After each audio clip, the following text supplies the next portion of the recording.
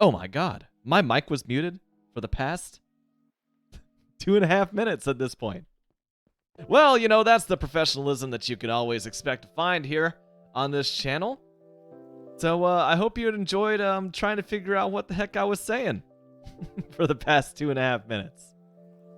Oh, this is always a strange mental reset for me. Do I just like go into the same spiel I started out with before?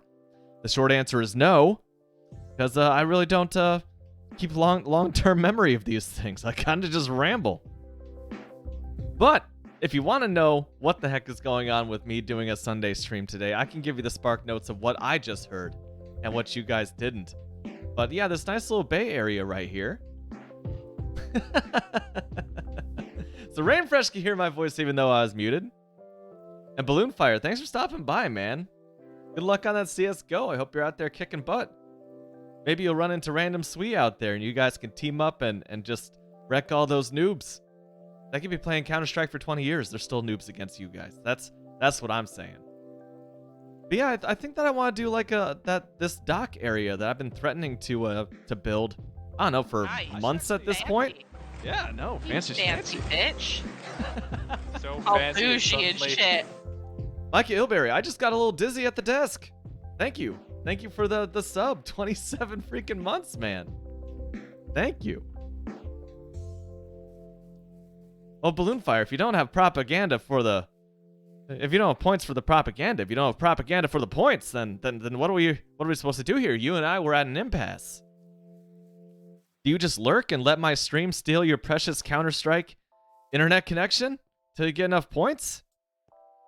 Or, you know, you could just post the propaganda. It doesn't necessarily have to be highlighted.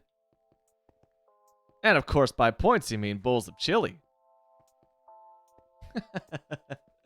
But yeah, I thought that, like, the journey of 1,000 miles begins with a single step, right?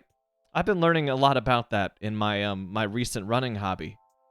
So I thought the best thing that I can do is, as I usually say, I just need to place a single block and just get like this whole dock area started. I already have like a general picture of what it's going to look like in my brain, and I'm going to do my best to extract it from my very thick skull and place it out here. I wouldn't even describe this as the real world. Maybe it's a little more real than what I'm seeing in my head. Something like that. Another little project I've been playing around with, been thinking about. Ruby Cat, welcome back yourself. Nothing better than watching a blue cat that loves chili. That's right.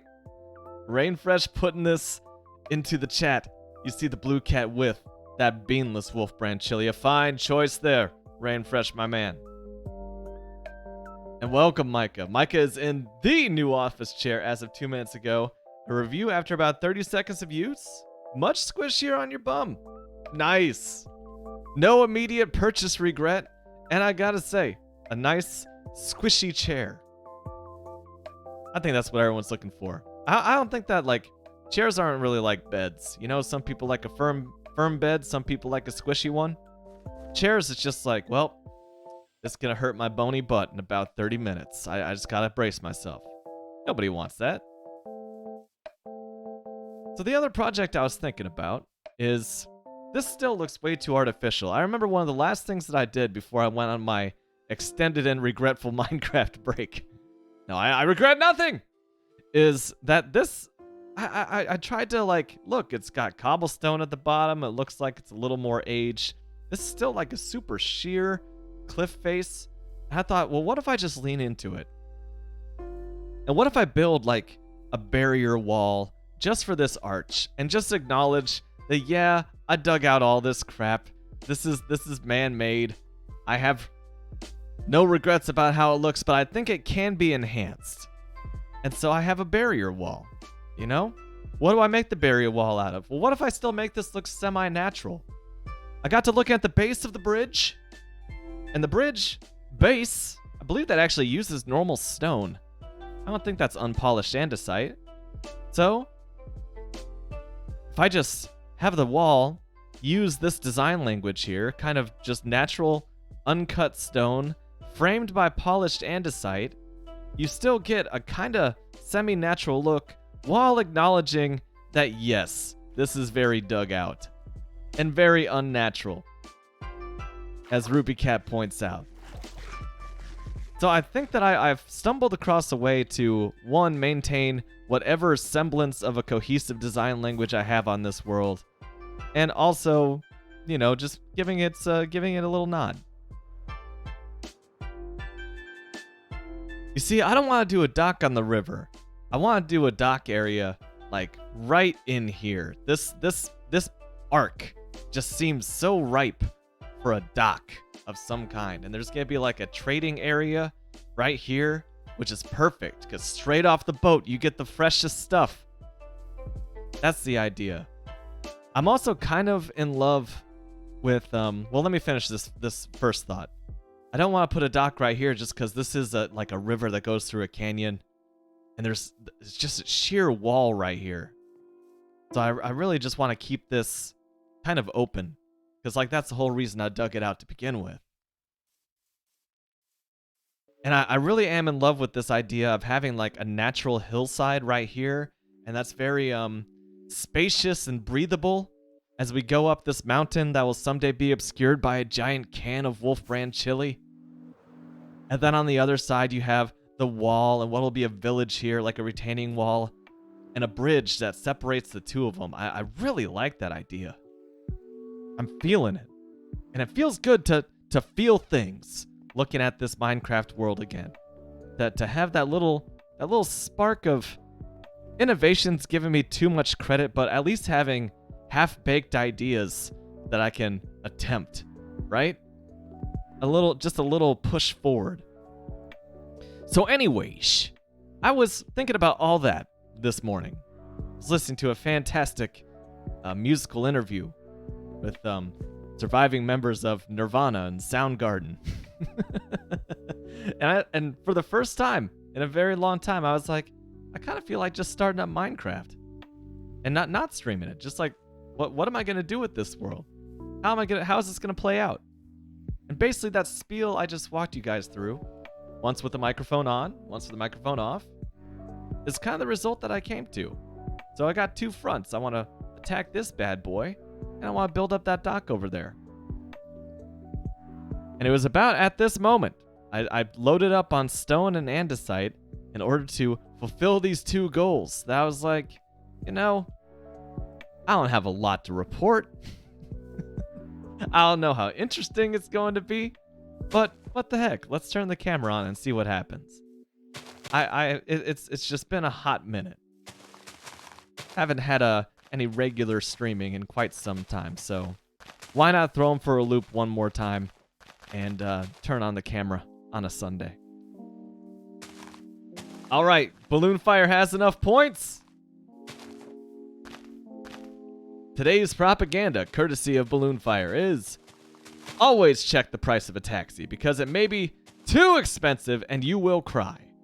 Anyway, follow me. I need one more follower to get to 30 followers so Balloon Fire can be happy. Yeah, you know, I'm never wild about cross-channel promotion. Something about it always seems kind of scummy to me. But you snuck that one in, and come on. It's one follow. It's one follow.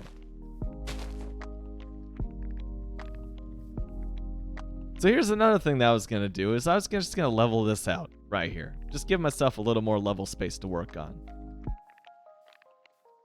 Always fighting that battle of what looks natural and what looks unnatural, but having a nice flat platform to at least start the village on feels nice.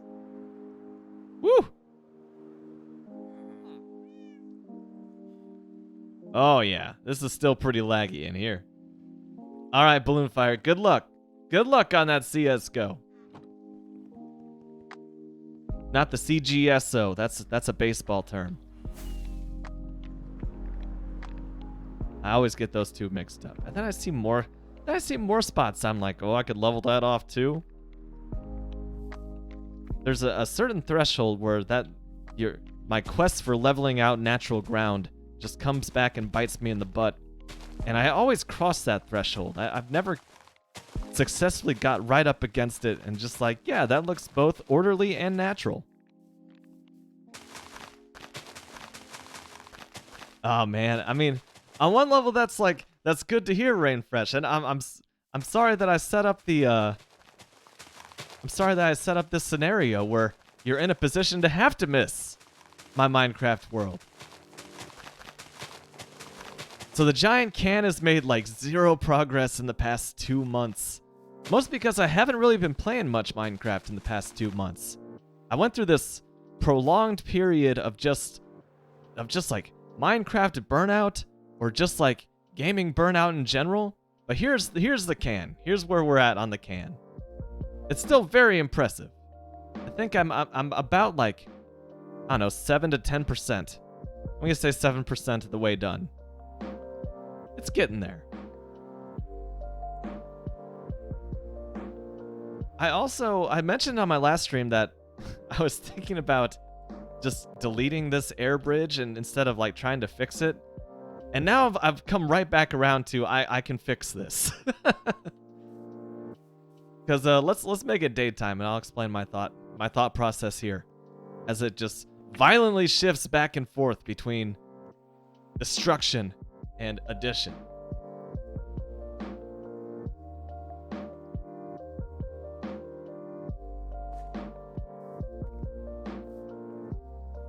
So, last stream, here's what we did, right?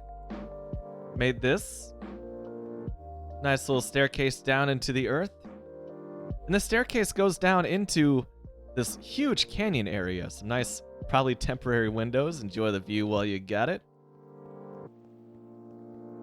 And I filled in this canyon. I've been just filling in basically everything that makes this terrain look natural and interesting.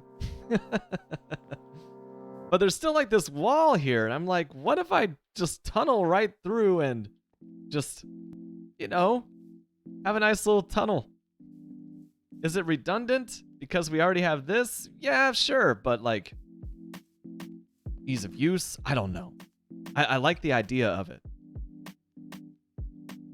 Quantagon showing up with that HTML.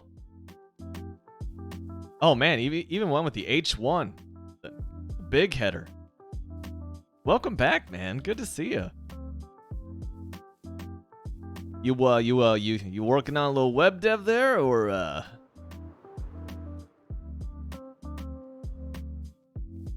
That's kind of a banger of a beat. Oops. I love accidentally placing blocks that they're gonna have to be there eventually anyway.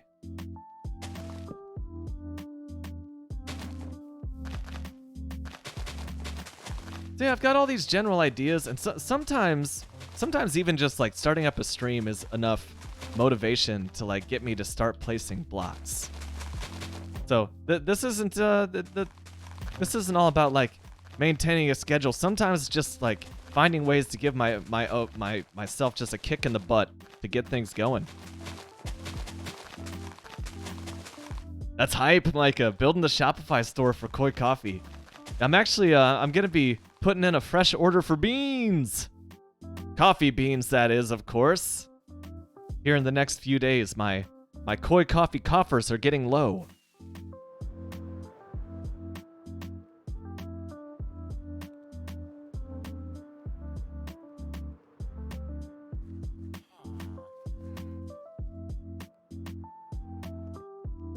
Need a little more grass here. And I'm sure, like, if I saw the Shopify interface, I would know it if I saw it. It's basically just a way for, like, online... It's an easy storefront for online services, if I recall correctly. Dang, see, that looks really cool. That looks really freaking cool. Kind of upset how cool that looks. Having the road just like floating off into the ether like that. Oh no, I've lost control of everything. My Twitch is being hacked. I gotta pay the court a fee or serve my sentence. My goods. What is this? Is this Minecraft in Skyrim now? Man. The W3 consortium never should have added the hack tag to HTML. It's just too easy to hack now. You don't even have to buy a freaking trench coat anymore.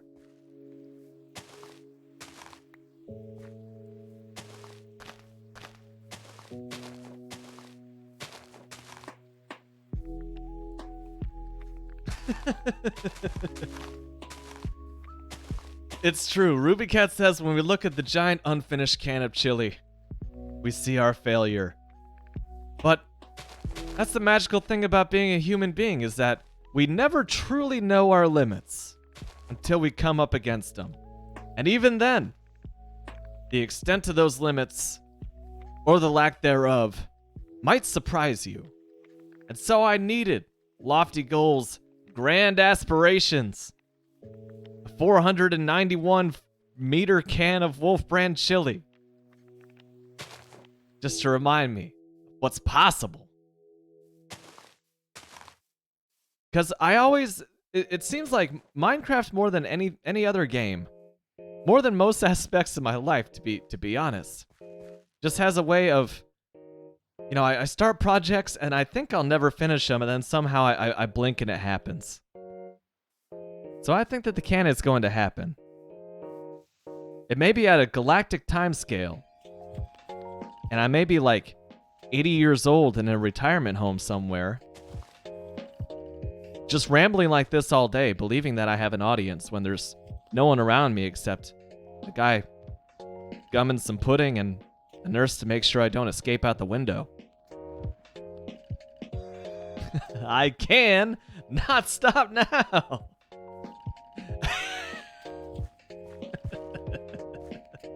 That gets the classic wheeze cough right there. Have I been in here before? Is this fresh and unexplored territory? I'm going in. What if there's a creeper just waiting for me? That was kind of reckless.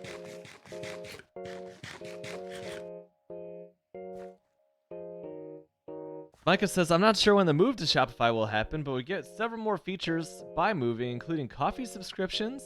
Ooh, and possible international shipping. Now that's cool. This also appears to be quite unexplored. Oh, and look at that. I think it goes out to the wider ocean. So close. That's pretty cool. That's pretty cool is what I often say in code. And what that code means is I'm going to fill that in eventually. Random Swee! Good to see you, man. How've you been? Yellow, how's it going? Played any of your new favorite type of game, Barbie games? You know, it's funny you say that. Now, like, I pulled up my Steam this morning, which I often do, and like the game that they were showing me on the front page of the Steam store was like some sort of very adult novel type of video game. Which, you know, if that's your speed, more power to you. It's not exactly my usual genre, and like the pictures advertising this game were incredibly explicit. Just a bit much. And so like I went to the store page because Steam has this convenient little button on it that says ignore. And I think you have to go to the store page to hit ignore. And it was just like, I want to shield my eyes while I'm searching around for that check mark. I'm not the only one. The RubyCat got that too. It was just a bit much. And now I should not be complaining Barbie video games with that kind of content, because I know that Barbie's a pretty wholesome lady. But it was a bit much. Okay, I'm doing the thing where I just ramble and run around. Where's my polished andesite? Let's get to work, folks.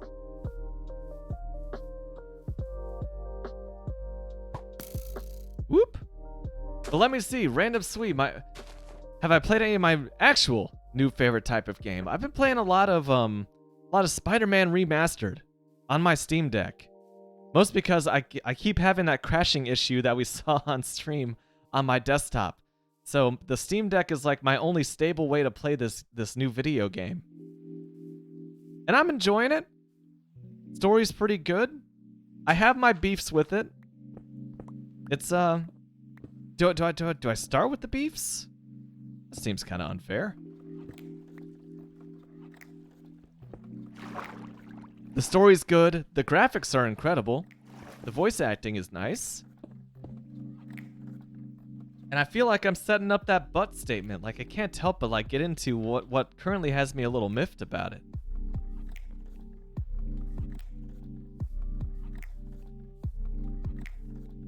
And it's just that the web swinging is pretty two-dimensional compared to the PS2 one. The combat seems pretty two-dimensional compared to the PS2 one. It's just like, it's... The cool thing about Spider-Man in Manhattan is that it sets up this awesome open world that you have so many opportunities to, like, you know, give the player some agency and just have a real, like, open world experience where, oh, you talk to strangers, and, oh, it's this new side quest, and your decisions to do this or that or ignore that quest has some kind of opportunity to it. And what I'm finding about Spider-Man Remastered is that it's very linear, which seems kind of counterintuitive to an open world Spider-Man game. I just kind of feel like I'm just being railroaded from like story beat to story beat, and there's nothing I can do to get off this train or slow it down. And the side missions are just kind of repetitive, which that has that in common with the PS2 game, so can't say too much there.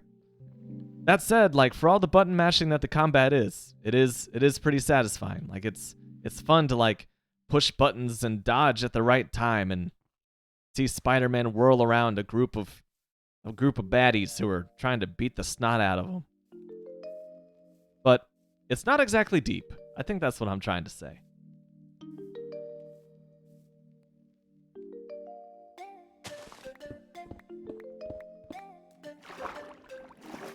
And yet I keep playing. So it's engaging enough to keep me going.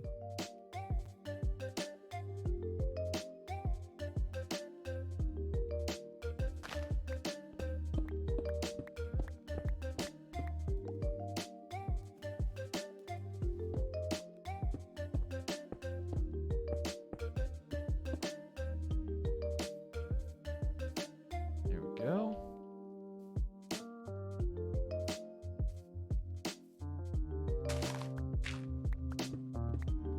Right there. Oops. Always my favorite phrase. My favorite word on Hardcore Worlds. Oops.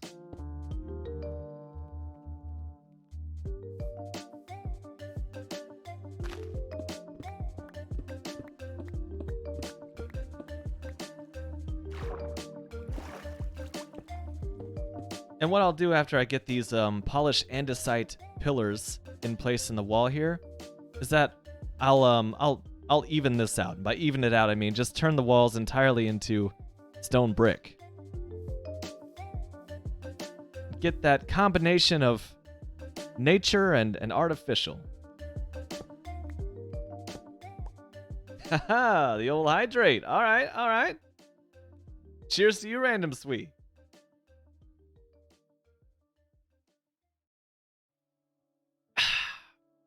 Came prepared. Got the invisible cup going.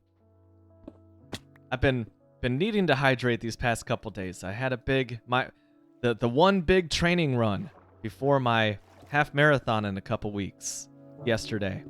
What that means is I spent a good chunk of Friday hydrating for my Saturday morning run. And it worked. It went pretty well. Oh, I think you know that this is an unanswerable question, Quantagon. What is the best programming language? It's like asking, like, what's the best tool in a toolbox? Usually programming languages are designed with, like, to solve one problem. And that one problem could be a grand one, you know? But it's hard to say, like, which one is the best. Like, I know that Rust is really hip right now for systems programming, and it might actually, like supplant C at some point as like the go-to low-level programming language. But like I think that C#, Microsoft's language of choice, my own bread and butter, has a lot of significant benefits to it. Also some significant drawbacks, some very significant drawbacks. It's such a loaded question that could get me rambling for way too long. And I guess rambling is kind of the name of the game, so maybe I should try.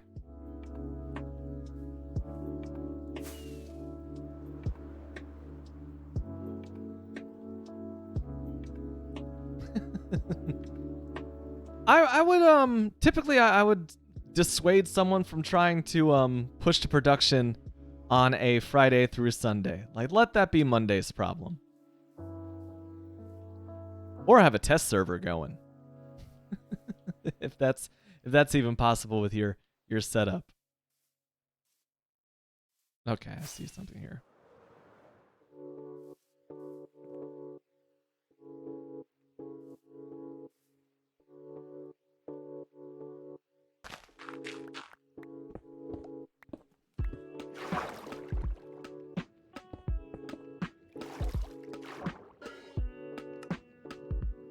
Whoa.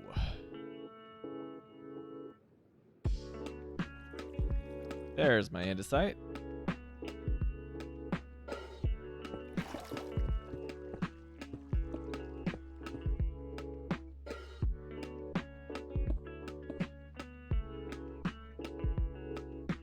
All right, now it's time to throw some stone in here.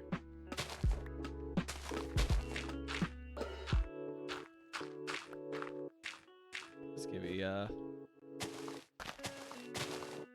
possibly more stone than I expected.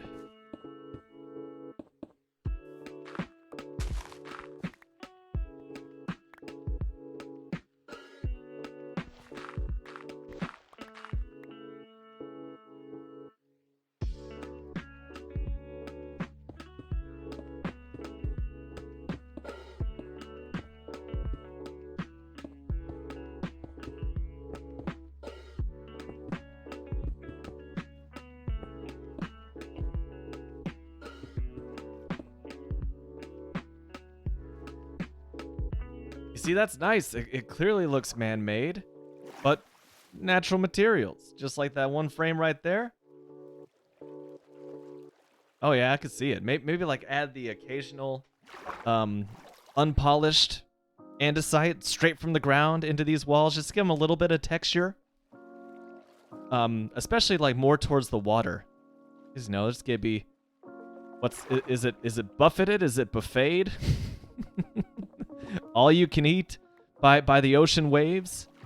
So I think it makes more sense to have a little more texture towards the bottom.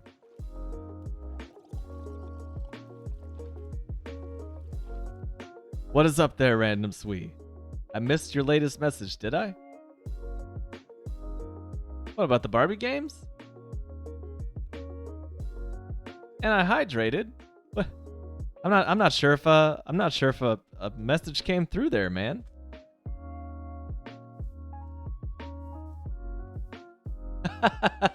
This is a hot take, Micah. He says, the answer to the best programming language is actually a markup language, HTML. It's so damn descriptive and human readable of what is actually being made. Now, I'll fight anyone who says HTML, CSS isn't real code. That's gatekeeping and I ain't having it. And it's an LOL with a period after that. And that means that I'm laughing, but I'm not really laughing. That's a serious LOL. That's a chuckle that's you're not laughing with your eyes. You know what I mean? All right. I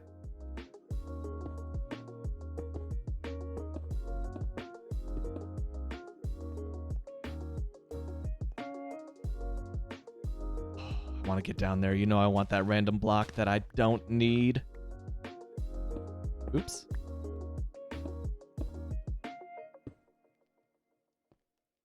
Oh, I mean, I think I addressed the Barbie thing. I don't know. Yeah, I don't think that there's a lot of overlap between like my interests and the general market for Barbie.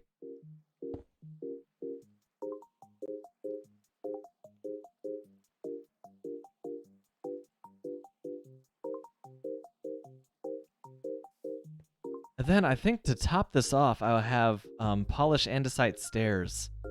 Maybe just like looking like a little barricade for the grass.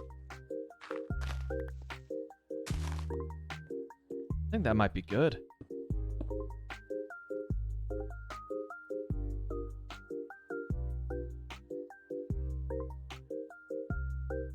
Dude, Micah, sometimes you just need to wake up and choose violence.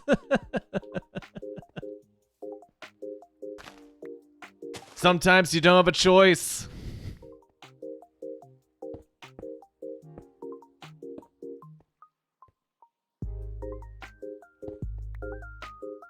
Maybe that's the way to do it. And I have played Cooking Mama. I played, maybe it was the original Cooking Mama on my friend's Switch. Not Switch, but Wii back in the day. Wii!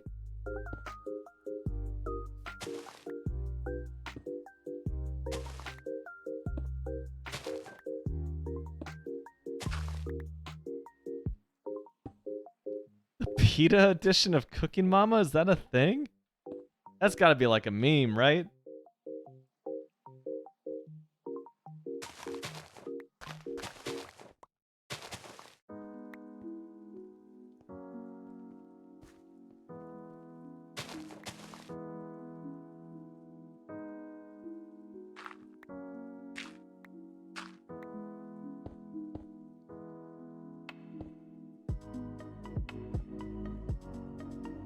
Oh, they actually did make a game?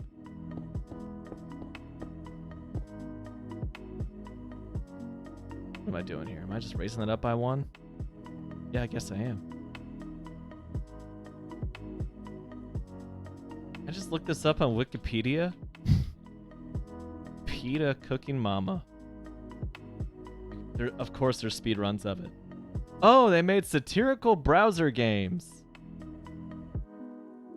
It has a whole Pokemon Black and Blue. Gotta free them all, man. Oh, this is moving into lawsuit territory. These are clearly actual Pokemon sprites.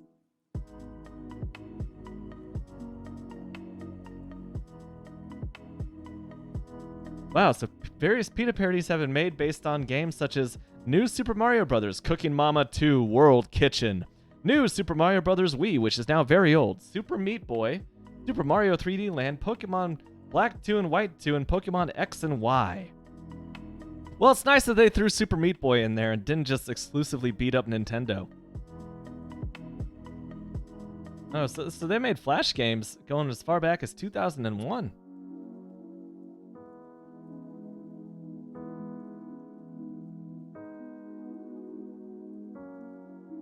Super Tofu Boy, that's actually kind of funny.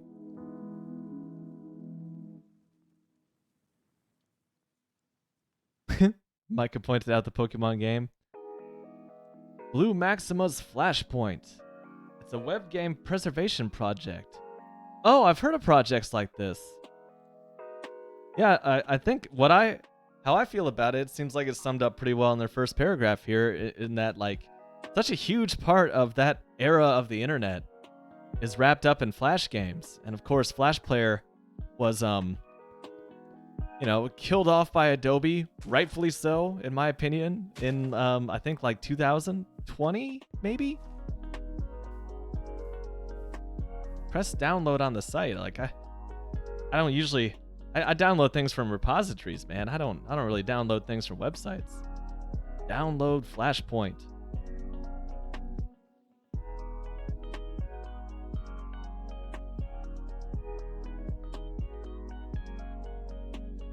Oh, wow. So it's a 1.3 terabyte download. Wow. So this is like a fairly complete list of Flash games. That's amazing.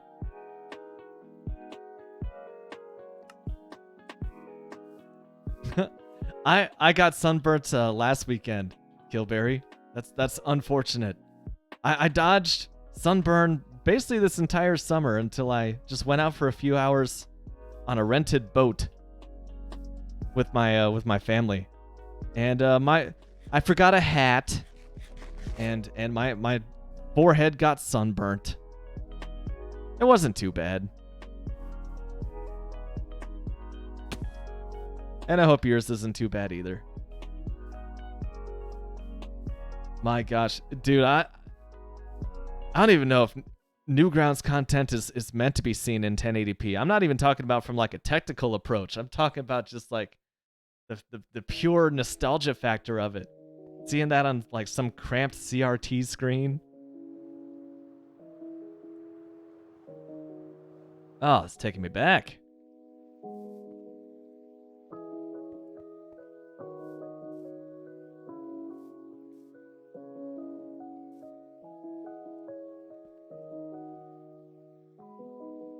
Oh, man. You know what? I need more fireworks anyway. Let's go ahead and...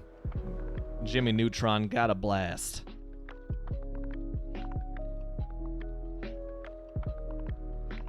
Go back to my lackey item storage system. Whee! It is always a pleasure coming back into this room, though, like that main hub, just because it is so dang pretty. I'll toot my own horn over that. Yeah, 100,000 plus games and 10,000 plus animations. That's commendable. Stuff like that, like archive.org, the Wayback Machine, like that is a proper service for future historical preservation.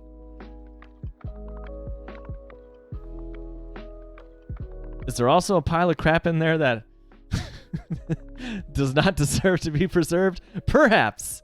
Perhaps. But better to have than have not. Maybe some hapless historian someday in the future will have to sift through all of that and remind us of the forgotten gems.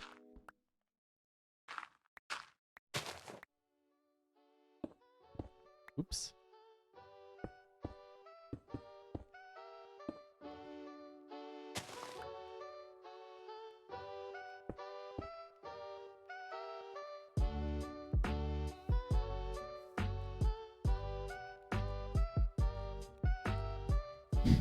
Preserving those contents is important for the grandchildren, I tell you. Yeah, Johnny, this is Madness Combat. Your father watched, or your grandfather watched all 4 installments of it in a computer science class in 2006. Wasn't the old internet grand? It was before the metaverse got achieved sentience and killed off 90% of humanity.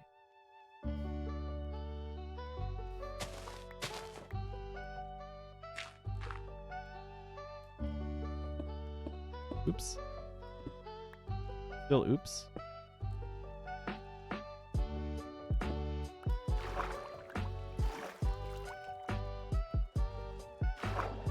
While I'm down here, we can start filling in some of these oops. Whole lot of oops at the beginning of this stream. I suppose I can keep this down here, maybe. It still looks kind of messy to me, though. Undoing my own work. Oh, wow. I don't even think I have any, like, notification or, like, an indicator on my screen for a raid. Chevy, man, thank you for the raid. And welcome. Welcome to Chevy's group. Hey. How you been, man?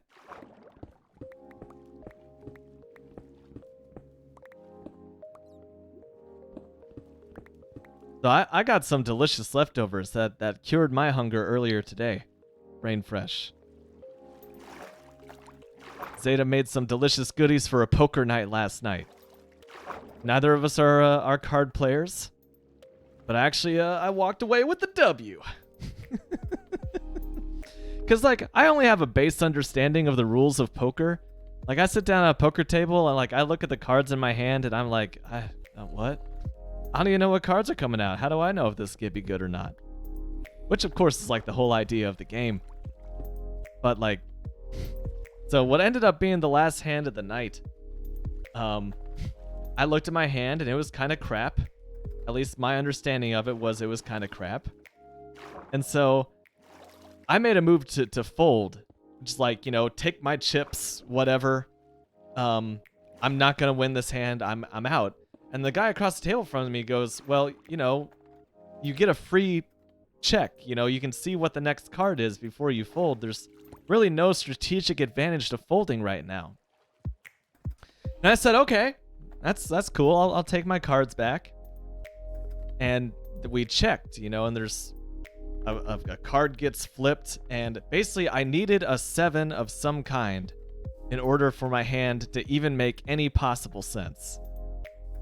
And the last card flipped, and it was a 7, and like on the inside, you know, I kept, Lady Gaga would be proud of me. I kept a strong poker face. It was like,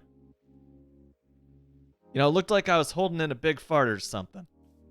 And on the inside, though, I felt my third eye widen. I got the 7. And so I decided to go all in. You know, I bet all my chips after, you know, just the last turn saying I had a crap hand. And so there guy's like, okay, well, you already tried to fold, so I know that your hand is crap and you don't know how to poker. So I'll call that. I'll go all in. And I won. Oh, we split the difference. Me and the other guy. So he got half the winnings, I got half the winnings, and you know, I did good. I'm slowly, like, I understand poker, and I've even gotten to the point where I understand like why people like poker, but like it's not for me. I literally go to these poker nights just to hang out with people and eat Zeta's delicious cooking. But yeah, basically all of my friends had, you know, played poker or played poker fairly regularly.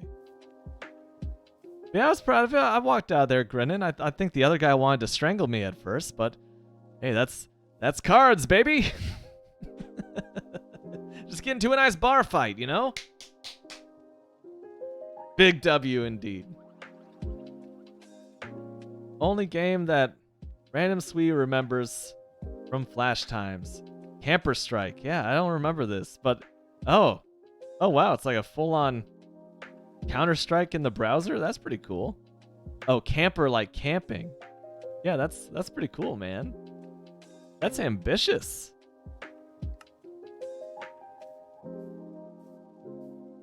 Where are we at here? Yeah, y'all just, I don't care what time of day it is for you. It's time to go get food. Maybe I'll just walk away and raid the fridge real quick. Just to, you know, I'm feeling peer pressured right now.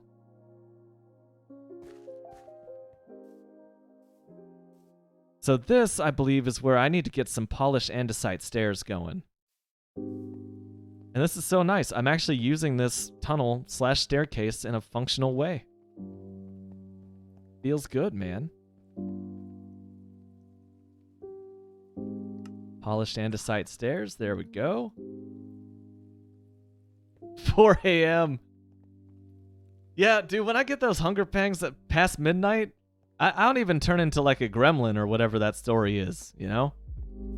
Don't feed them past midnight. Don't get them wet. It's... I try to just go to bed, you know? Sleep it off. You're not going to be hungry in the morning. And then I usually eat anyway. Let me see. Let's do some stone.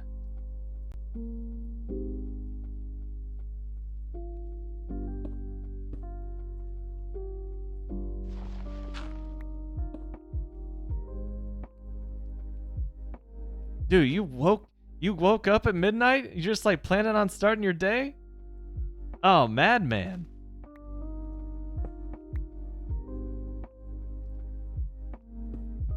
Oops.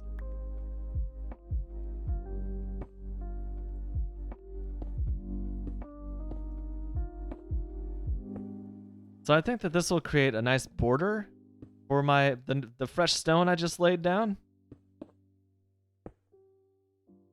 Let's give it a shot. The Micah got Killberry some steaks from the farmer's market. Oh my gosh. Very nice. Dude, sometimes just a good steak just hits the spot.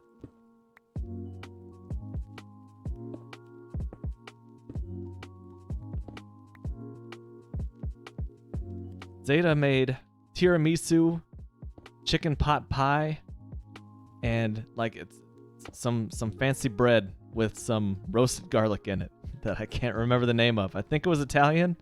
Started with a P. I was eating good at poker last night, man. Oops.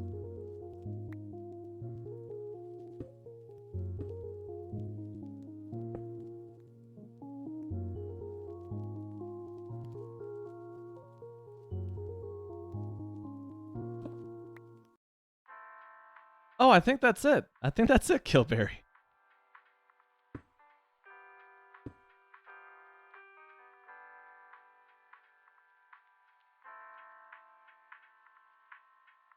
Vocacia? Vocation? Something like that.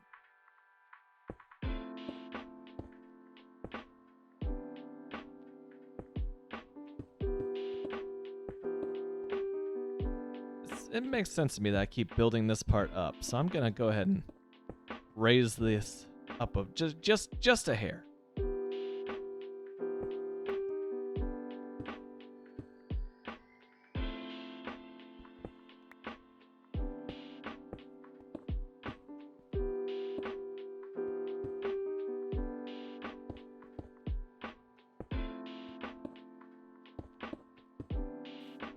Yeah, I wound up having a pretty full day yesterday.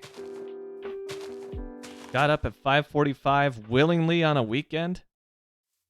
Went out and ran a training half marathon, which was the first time I've ran 13 miles / 21 kilometers since Kilberry and I ran the St. Jude half marathon back in December. And since then, you know, I let myself get detrained and out of shape, so it was the same old slow build towards being able to run that far, and it completely ruined the whole rest of my day, but it went really well. I spent most of yesterday just like laying in bed with my Steam Deck playing Spider-Man and complaining about its repetitive combat. Nobody was even in there. I was like, you see, just had to push X, and he just does all that. No depth.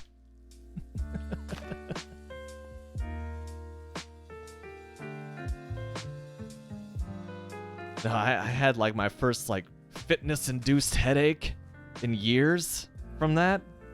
That was a bit much. When am I gonna do a 300-hour live stream?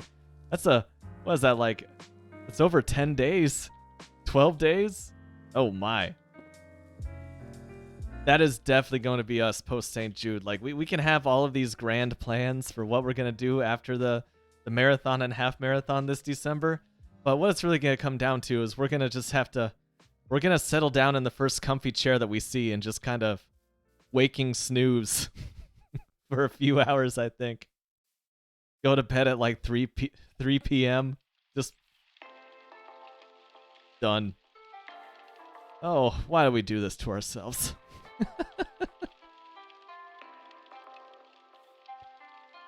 Okay, I'm actually feeling all right about this now. This is good. This might actually frame a walkway very well. We'll see. We'll see.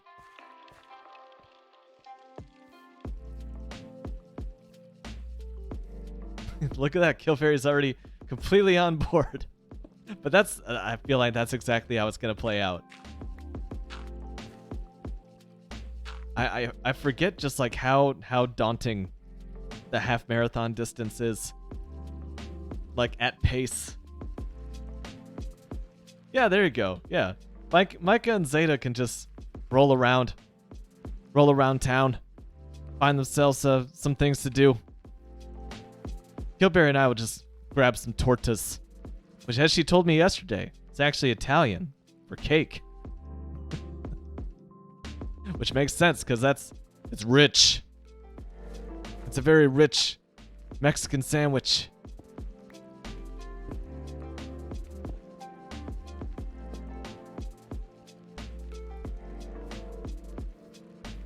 Make a few more of these polished andesite stairs. Late answer to my question from Random Swede, but Ah, I'm sorry to hear that, man. He says it's not going well, and it gets worse every day that goes by. Man. That's brutal, bud.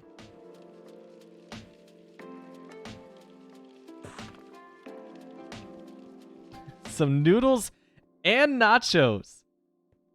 Rainfresh is going big on the carbs. Ain't good, but I do be hungry. So what's on the nachos? Is it just like you melt some cheese on top of it? Throw some jalapeno slices on there, maybe? Or is it just like a tortilla chip with some like wet noodles on it? Dude, that sounds like something I would do. That's my move right there. It's just whatever is quick and available. Nachos and noodles, up, I'm in.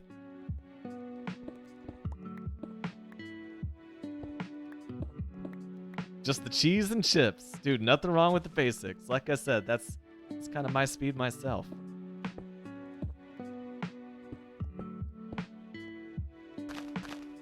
Part of me just decided like this wall has to extend like all the way over here. It'll be fine. It'll be fine.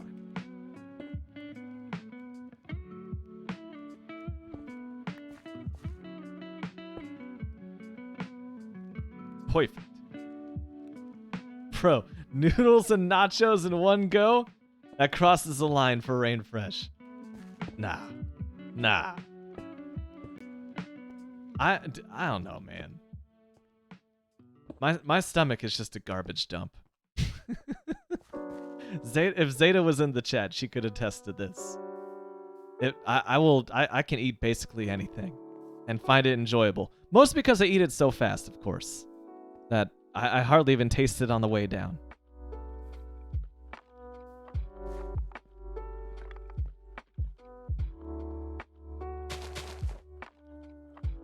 That's good. What am I doing putting a stone block there? I could just... Bam! One more piece of grass. And then round off the corner. Lovely. Beautiful. So this might pretty things up a little bit. Let's get the view from the other coast so I can get a big picture perspective on how I'm maiming this wall. That looks better. Even just like that looks better. I got some diorite there that I want to dig out. And I think I want to preserve this natural arch if I can. I want to do something that just keep that kind of in place. It's cool how it almost seamlessly merges like the clearly cut industrial half and the natural pre-generated fractal half. So I'm gonna try to maintain what I got going on here. That diorite is trash. That I'm about to pull that. Splash.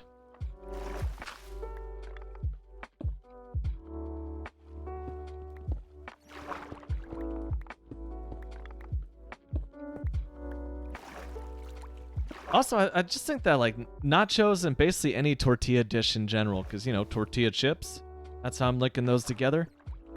Like, you basically can throw anything on there, and there's just like, it's a fairly high baseline of like how that can actually be bad.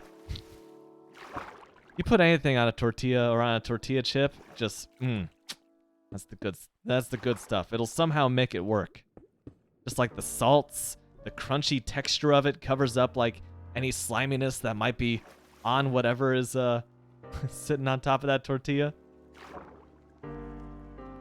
Is it better with a 1,000 hour stream instead of 300 hours? Oh yeah, man, I could just do like what Ludwig did and just fall asleep on camera for a week. That's what that guy did, right? He just had like this forever ongoing stream and just slept with the camera going. I don't know, man. That would invite a pretty weird audience. Yeah, all he does is sleep. This is wild. Oh, I think he's in deep sleep now. His breath, someone would have like an Excel sheet of like my breaths per minute or some crazy crap. I could see it. I could see it. Ooh, wasn't a fan of jalapenos, Rainfresh said, but after eating that one nacho dish, I'm in love. Oh, man. So that one nacho dish just completely sold you on jalapenos, huh? Did I mention this on my last stream? I went to an Indian restaurant I used to go to every Monday. And I got my usual dish there, which is their hottest dish on the menu. Not flexing, I'm just stating the facts. And it was actually spicy to me, which makes me think that my tolerance for spicy food might have gone down a little bit since last year. And if that's true, we're in trouble because you may have seen this on the official Shasta 1 Discord. The chips are in. Yesterday, I received mine and Zeta's 1 chips for the 2022 1 Chip Challenge. You know, just a casual Reaper pepper and Scorpion pepper. And it turns your tongue blue this year. There's like, oh man. Remember those, they call them warheads. I think if you ate enough of those like super sour warheads, that like your tongue would turn colors. At least mine did. Is that normal? Is that like a medical surprise? Should I have gone to the hospital for that? I don't know. Dude, what's this cave?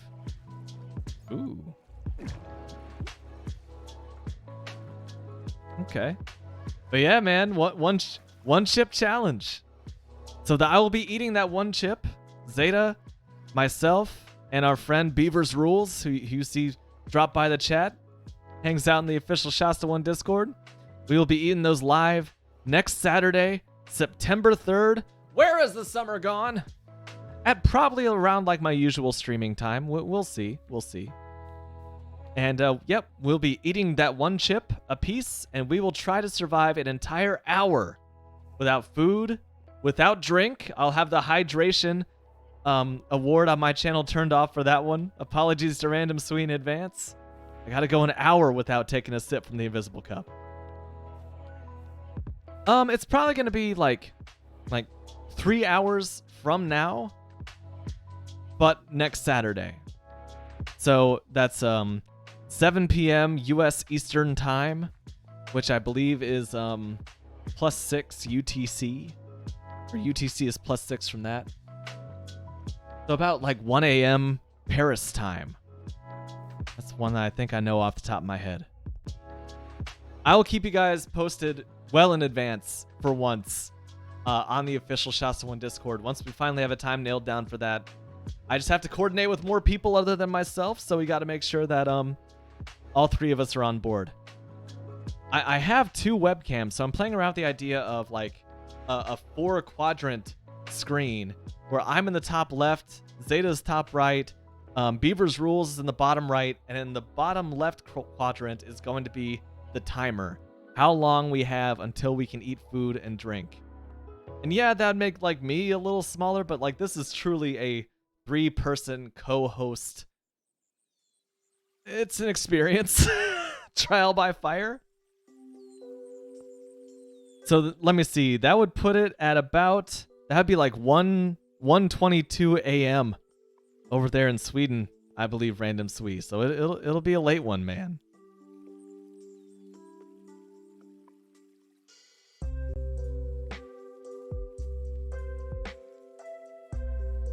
Day 1849.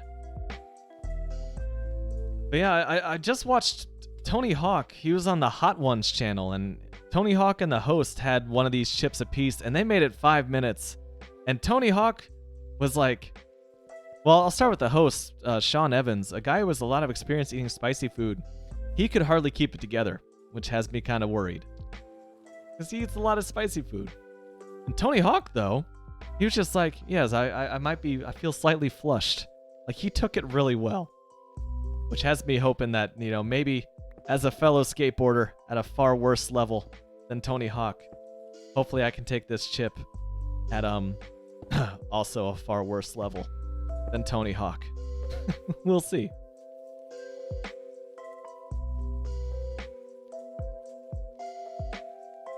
Oh man, that'll be 7 in the morning for Rain Fresh. Well, since it is a weekend for those of us over here in the US, and it's a weekend for everybody, not sure why I made that distinction, but for Maybe the start time could be a little flexible. Maybe we can work something out. Do it a little earlier than usual. Just to make sure that everyone has a good time to see it. Because again, it is for charity, and it is for a good cause. It's for the St. Jude Children's Hospital in Memphis, Tennessee. So I'll be running the St. Jude Marathon and raising money for St. Jude at the same time via this one chip challenge. Let me just dig that out real quick and fill this in with some grass. And that wound up being one of the most moving parts about moving for me emotionally. About just running that first half marathon last year is raising money for St. Jude, and just like how much the city really gets into St. Jude and the work that St. Jude does. It's powerful. It's really powerful. And it means a lot that people would donate to just a truly, unarguably great cause.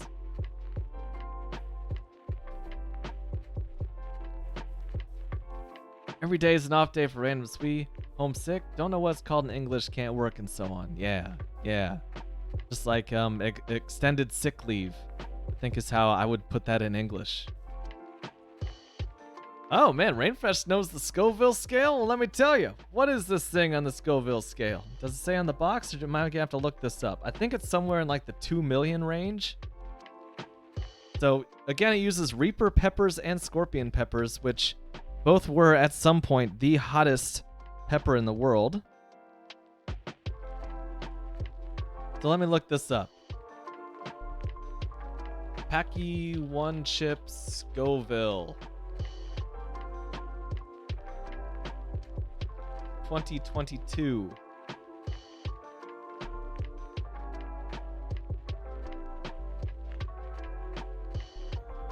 One Chip is back. Scoville. What is the Scoville rating on the 2022 One Chip Challenge? We do not have an official rating for the chip itself. However, the seasoning used in the chip contains 2 of the hottest peppers currently available. Carolina Reapers, which are 1.7 million Scoville units. And the Scorpion pepper, which is 1.2 million Scoville. Whew. That's gonna be rough. I remember last year, it hurt to breathe. Like, I didn't want to breathe. I didn't want to swallow because, like, my saliva became so spicy that it hurt to just swallow my own saliva with all of that hot dust in there. Oh my gosh, Rainfresh can barely stand 4,000.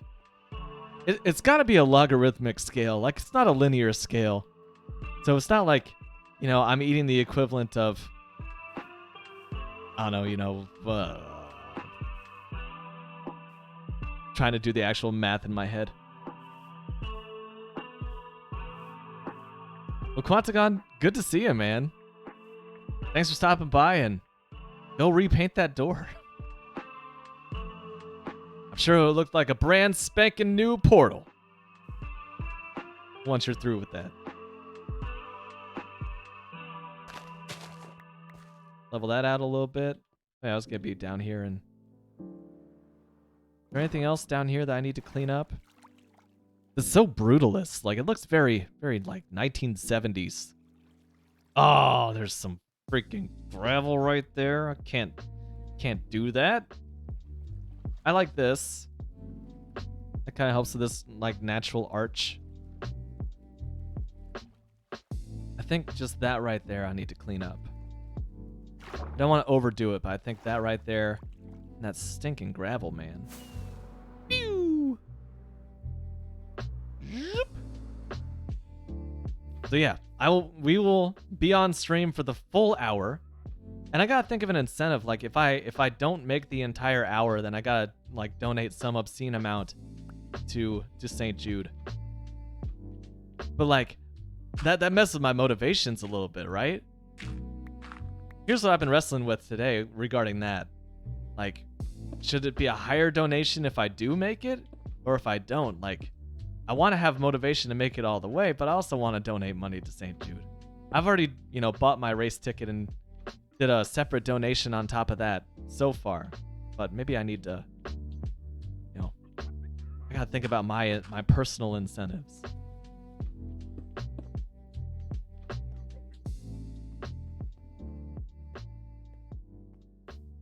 There's the gravel. I knew that wouldn't be too hard to find.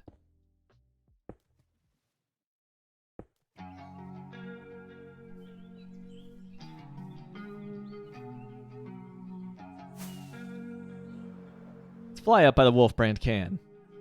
See what this looks like from above.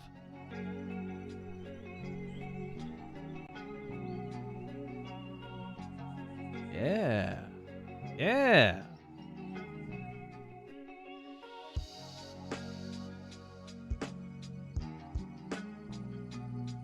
And I may... Do I have an additional section right there for this, like, cave entrance? I want it to stop, like, either right here or right here. Because I love this natural cliffside look as we push forward towards the ocean in some imaginary boat. Maybe that's just good like that. I don't want to overdo it. And so let me see if I can explain what else I'm visualizing here. So there's my tunnel right there. I'm also playing around with the idea of, like I said earlier in the stream, having a tunnel through these rocks and coming out the other side. Am I stuck over here? No, there we go. Coming out the other side, like right there. Having a road right here, which connects to this weird floaty fantasy air bridge I got started on. So if I do that, I'll have a road coming out of this wall, and it'll just follow this new edge that we've built. It'll combine right there with that tunnel road, and kind of just follow the coast. I'll have like, I imagined like a lighthouse or some kind of a statue over here. Maybe I'll make just a giant, like, a statue of myself. A cactusy dude. Fancy. Who knows? Yeah, no, Fancy fancy. bitch. I have a road leading to it. So All fancy. bougie and shit. Whose chair is that? Not my chair, not my problem. That's what I say. You know what else I say? Welcome back. Jake wants to play. Good to see you. And man, thank you. Thank you for the tier 1 sub. That really means a lot. Never requested, never asked for. Subs are on this channel. Always appreciated. I tend to always redirect people towards the donate link to donate money to St. Jude Children's Hospital when I get the chance. I was just talking about that. Jake, how have you been? I've been out on a self-imposed break from Twitch, and it's been good to be back over the past couple days. I'm really enjoying sitting back down in front of the camera and actually playing Minecraft. I took a break from that too. This was a full-on break. So I think I'm pretty satisfied with like where this is at now, so we can probably move on to the dock, and I'm feeling really productive on this stream. Hey, you and me both, Jake. He says, I haven't been on Twitch too much recently. New day job? Congrats? Oh, here comes the compliments. I'm just going to let these wash over me. No, but thank you. That's really kind of you to say. He says, you're by far the most entertaining Twitcher I've ever witnessed with my whole damn eyeballs. There are some Twitchers out there that are more entertaining than me, but only if you watch them with like a partial gaze. They're more entertaining than me if you just like watch them out of your peripheral vision. I'm a witness. I've seen it. This is not fiction. Maybe it is a little bit. Just trying to think of the implications of that phrase, but I like it.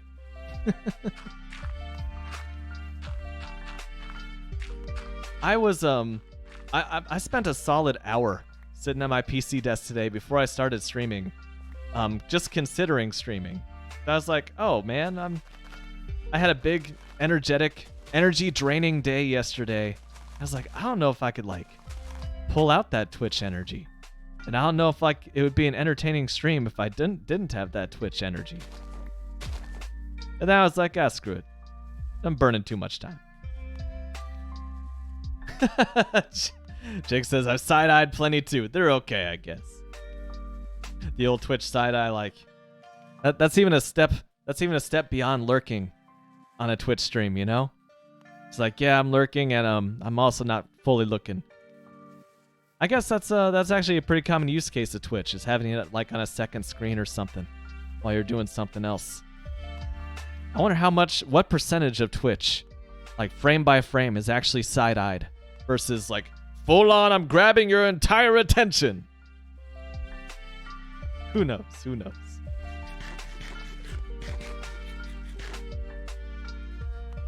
So my idea, do I explain this? Yeah, I need to make a beeline for the bed, but while this is all nice and pretty and sunsetty, the idea that I have in this little cove right here is I want to have like a wood dock on the outside, a stone dock platform that wood dock is connected to, and then maybe like stone wall up this part, maybe? Or maybe keep like the natural dirt cliff face and just have like stone stairs leading up to what will eventually be this trading area. Let's get a look at this torch grid. This torch grid that I'm just frequently embarrassed of, but like I can't help it. It's like a 12-year habit. Look at that beautiful grid. Can only be admired at night. And then over here, how far did I get with this thing? I got pretty far with it. Look at that. Half this dang island is lit up. Oh, and there's all the evil just waiting for me. 'Cause I made the mistake of flying over there at night. Let's burn off at least the skeletons and zombies.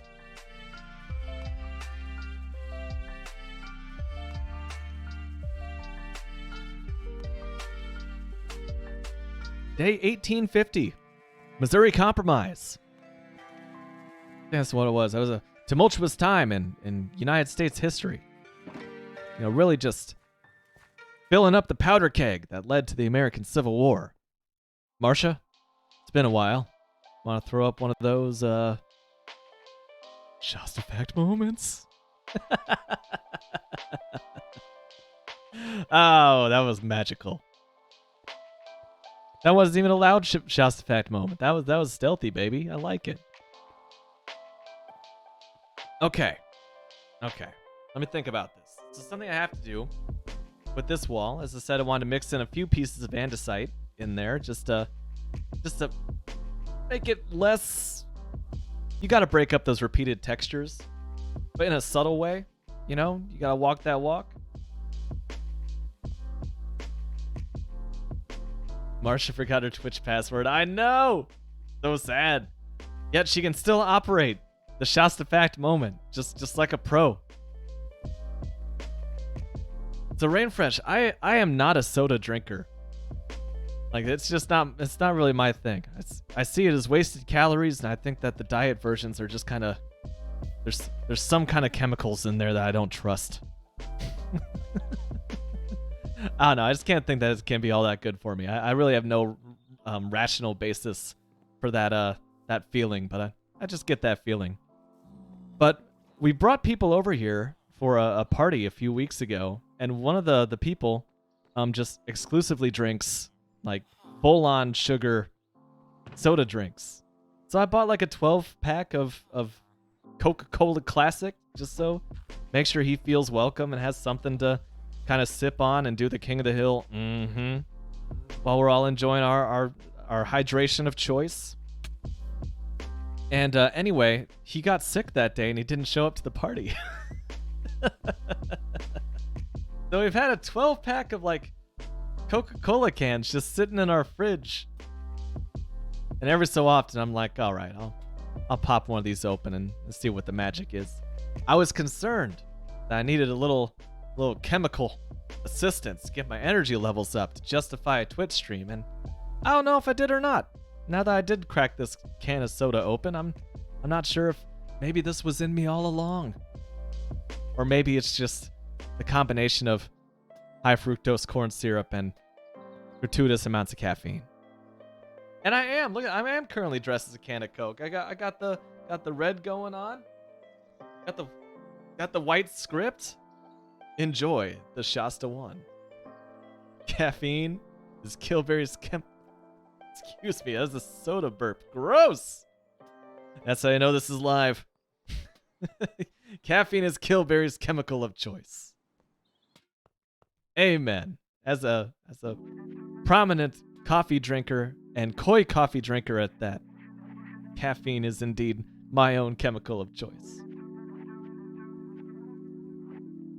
Maybe that's it, man. Like there's something to be said. I'm kind of a water connoisseur. Like sometimes I taste a town's tap water and I'm just like, well, I'm not coming back here. My opinion of a place is largely dictated by how good the quality of the water is coming out of any given tap. But after like enjoying tap water for so long, you know, you just drink a soda and it's like, oh my god, it's like water but with so much more. So much more. Jake, I didn't even know what bubble tea was until I started dating Zeta. Zeta introduced me to bubble tea, and bubble tea is magical. Honey, it's just like, it's a multi-level, multi-sensory experience, you know? Because you're like sipping through the sweet stuff, and it's like tea, but it's also like, it's got that element of sweetness to it, which appeals to my, like, you know, American South sensibilities. But then, like, you start sucking up the bubbles through that massive straw. And it's like, okay, so now this drink is chewy. I'm not used to that. It's just like there's always a little bit more. There's an element of unexpectedness. You never know when one of those things is coming up the tube and suddenly you're chewing on it. I like bubble tea or boba tea. I think they're the same thing. So Killberry's the same way with water. The New Village's water is still gross. Had to buy bottled water. Hate doing that. But, oh, I get it. I get it.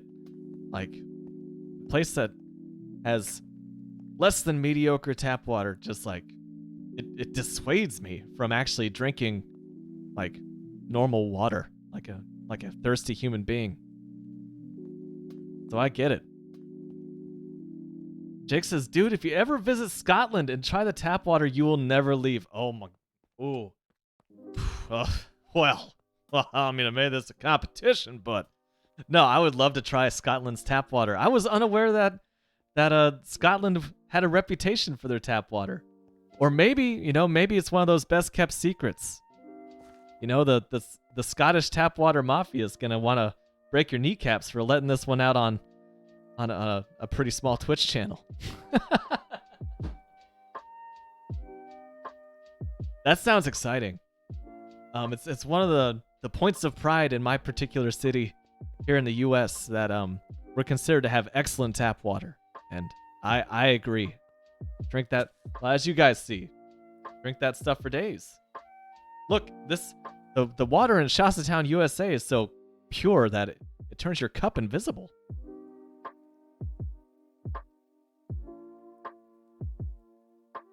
The Scottish Mafia are always watching. This is a really stupid stereotype, but I hear Scottish Mafia, and I just think it's just a bunch of guys with golf clubs, you know, instead of like they're like baseball bats, like they'd show on Gangs of New York or something, like, you know, your classic American Mafia movies. It's just a bunch of like Titleist golf clubs, man. Rainfresh says, not sure about London's water. Heard it's clean, but I still don't trust it. London's water is hard and tastes off, says Jake. The only thing I know about London's water is that, like, the River Thames was so polluted, like, back in the 1850s ish, that like when the water, they had this event called like the Big Stink, where, like, the river dried up for a little bit in the middle of a drought. And like all the crap that had been tossed into the river over the centuries was just sitting out in the open for the first time. And just the worst possible smell, like legitimate health hazards. And I know in the ensuing 150 years, the river's been cleaned up a lot. A whole lot. But I'm sure that it's not going to be like the quality of tap water coming out of like a natural aquifer or some like glacier spring water or something like that, you know.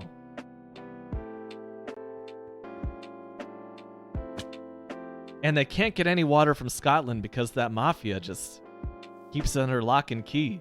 Make sure that goes to the Scots.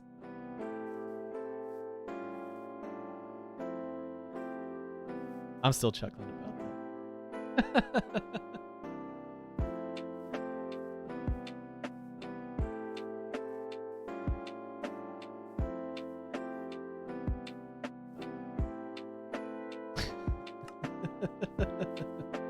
Jake can tell you, having lived in Scotland for 7 years, having lived in London for 7 years, that the river is absolute filth. You know, for those nostalgic folks in the audience, you know, at least some things don't change. London's been destroyed, burned, raised, built, and rebuilt again, but by God, that river water is still absolutely disgusting. Just like my great-grandfather remembered it. The Rain Fresh, I think I've told this. Is there anything I haven't told on stream at this point in my Twitch hobby? But my family used to buy water in 5-gallon jugs. So we're talking like, I don't know, what is that in liters? Like 8-liter jugs. And use one of those like office bubblers, because our tap water came from a well in the middle of an oil field. So our house was like surrounded by oil pumpers, and the tap water smelled and tasted like sulfur, so like rotten eggs. I don't know if that was a coincidence or if there was like some complex hydrocarbon pollution getting into our well water, but it wasn't great, and we didn't trust it either. So I definitely get it. I definitely get not necessarily being a huge fan of what comes out of your tap. Got a fresh opinion here. Beckett, welcome to the chat. As a born and bred Londoner, I recommend not swimming in the Thames. Don't touch it, don't poke it, and honestly, yeah, don't even breathe near it. Good to know. If I ever visit London, and I plan to, because come on, it's one of the world centers. I'm gonna have to, I'll get on top of like the London Eye or something and just like watch with some binoculars. I'll just observe the river from a distance. My family would be like, Shasta, what are you doing? We're gonna head down to the river and just, check it out. I'd be like, nope. It's as close as I get. I've heard things.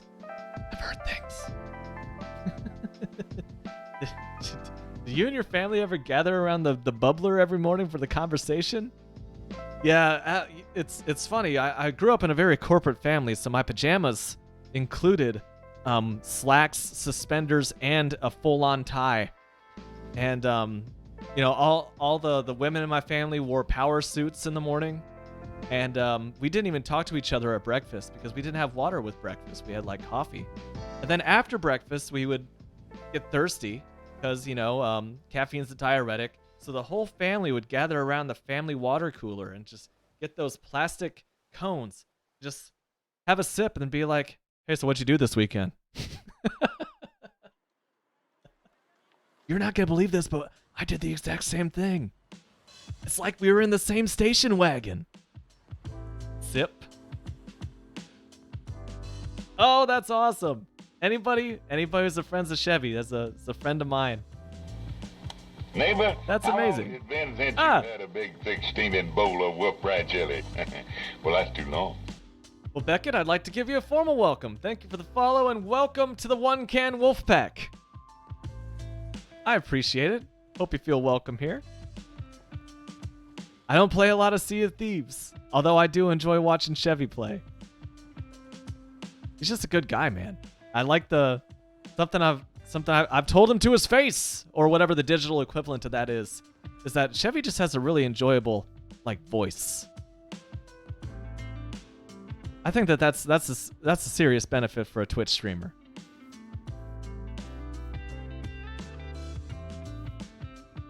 Look at that. I'm cleaning up my river. The salmon population's coming back.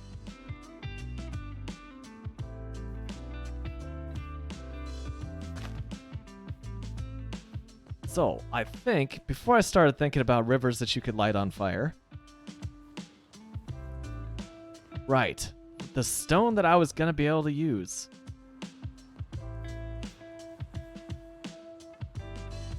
I've heard enough... That's nice of you to say. I've heard enough conflicting reports about my voice I think that my voice falls squarely even on the scale. Some people said, Shasti, you're really nice to listen to. And then some people, myself included, are just like,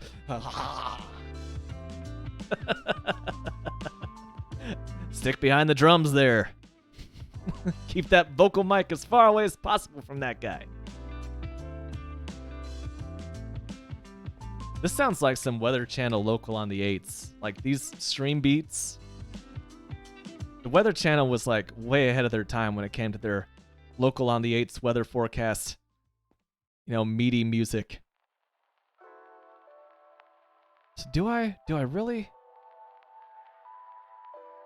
I gotta pick the stone first. Lo-fi beats they are good. I feel like lo-fi. I've never set up this experiment, but I feel like lo-fi beats would be a really good workout music or running music. Something you're gonna be doing for hours and he's spacing out. He needs something in the background just to keep going. Just to, you know, stop your mind from focusing on the fact that your legs are on fire, you're tired, and you want to stop. I feel like lo-fi beats would be really good for that kind of thing.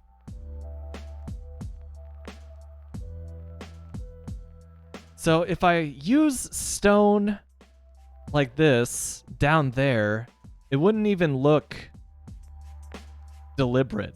It would just, you wouldn't even see that, oh, he like filled in a bay here to make a docking area. And I don't want to use stone brick because I overuse the crap out of stone brick. I feel like it would be kind of grimy. You know, you wouldn't want to use like something too light colored. Like you wouldn't want to use diorite or polished diorite because that's like a dirty white type of stone. But something that is just up against the ocean for a long time, you'd think that that stone would have to have some kind of a weathered, exposed, largely uncleaned, but every once in a while swept texture to it. So I could do like, you know, maybe the deep slate brick. Maybe. The Rainfresh can't listen to lo-fi when they're alone in their room. I only like when someone else plays it. That's kind of funny. It's like you can only enjoy. You have the Stockholm syndrome kind of a relationship with lo-fi. Like if someone else is subjecting you to it, you're like, oh, all right, this isn't bad. But it's not something you go and seek out yourself. I get that. I only use the Lo-Fi Girl YouTube channel for like background study music, work music.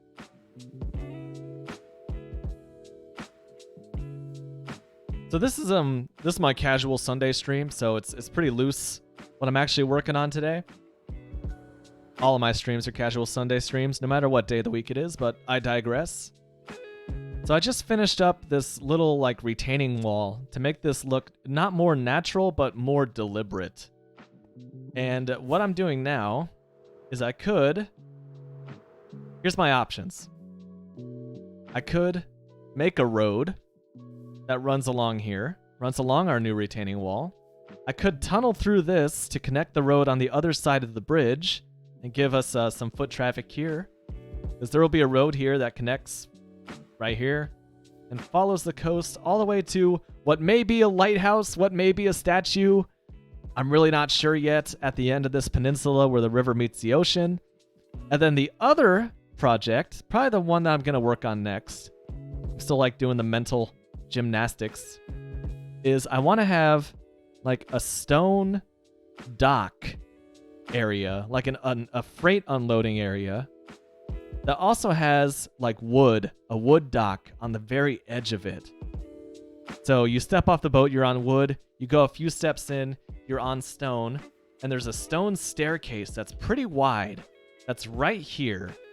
And that's going to lead up to like what I see as an open air bazaar. Think like colorful tents surrounded by buildings, but off in the distance. Like I want this to be a pretty large bazaar area and some pretty low-key buildings that follow like the similar design language to my house up there on the hillside.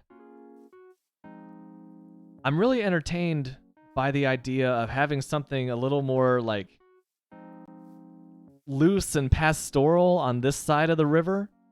Minus if you just ignore the giant glass cactus and giant cannibal Franchili. I don't know. I think that I'm seeing a more stylistically cohesive village on this side of the river, which makes sense. You know, you have the man-made retaining wall here versus the natural hillside and trees on this side. The more repetition, maybe less thought having to put into each building on this side. I really just want to like plan out some streets and then, you know, fill the buildings in between. A fun thought experiment with it is to lay out a few roads that are just natural desire paths. Because that's how a lot of roads in the US got started. I overthink these things a lot. Like, Minecraft really gets my brain going in ways that are not even relevant to what's in the game. But anyway, a lot of like national highways in the US, they started out as like natural desire paths, whether they would be like paths through the woods that were created by deer and found to be useful by like Native American tribes that then used it and flattened it out a little bit. Then they became paths for like anyone who came by. Eventually they'd be like turned into proper roads, dirt, gravel, paved over, and then suddenly that's how you have an interstate designed by a deer. And then buildings go up around these natural roads that become unnatural roads, and then you have more deliberately planned streets in between these more organic looking curvy roads. And that's kind of what I want to do here, where you have a very natural place to put a road along the coastline here, and then maybe have just something that follows along the natural contours of the lands cutting through here, and then have a few rough, like, you know, let's say on the grid 90-degree intersection roads that kind of connect them through here. I agree with that. Like, I do like the look of gravel for organic roads. I can show you. I spent quite a few streams working on this more natural looking road texture. Probably more time than I would like to admit. But like this right here might be easier to see from above. But like the road never quite goes straight. It looks like it used to be at least that's the idea. It looks like it was once a well-built road and has since been used to death. You see I got some gravel worked in there. Thing is, like, making this road, it's a very deliberate build. Like, it's hard to speed this up. Making this road takes a lot of time because it takes time for me to be like, yeah, that looks random enough. Not just the block choices here, but also like the width of it, the general direction, how it works with the land, whether I have to build a bridge. Yeah, dude, I wish I could claim that as my own idea. But I love the use of buttons on like roads like this because they just look like little rocks. It really breaks up the grid, the natural grid pattern that comes from a voxel-based game like this.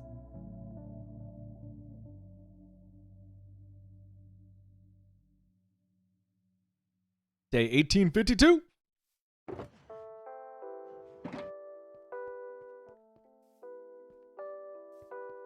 So at least for like the more natural roads, I'm probably gonna keep with a texture like this, as noisy as it is. Although that takes time. Oh boy, that takes time. Polished basalt, for example, looks like great tire marks. Oh, that's interesting. Let me see here. Actually getting kind of warm in this room. Oh, it does look like tire marks. I had to Google. It's been long enough. I had to look at what polished basalt looks like. Dang. It's a good build idea.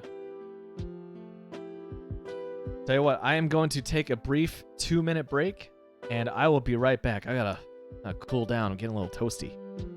So, stand by.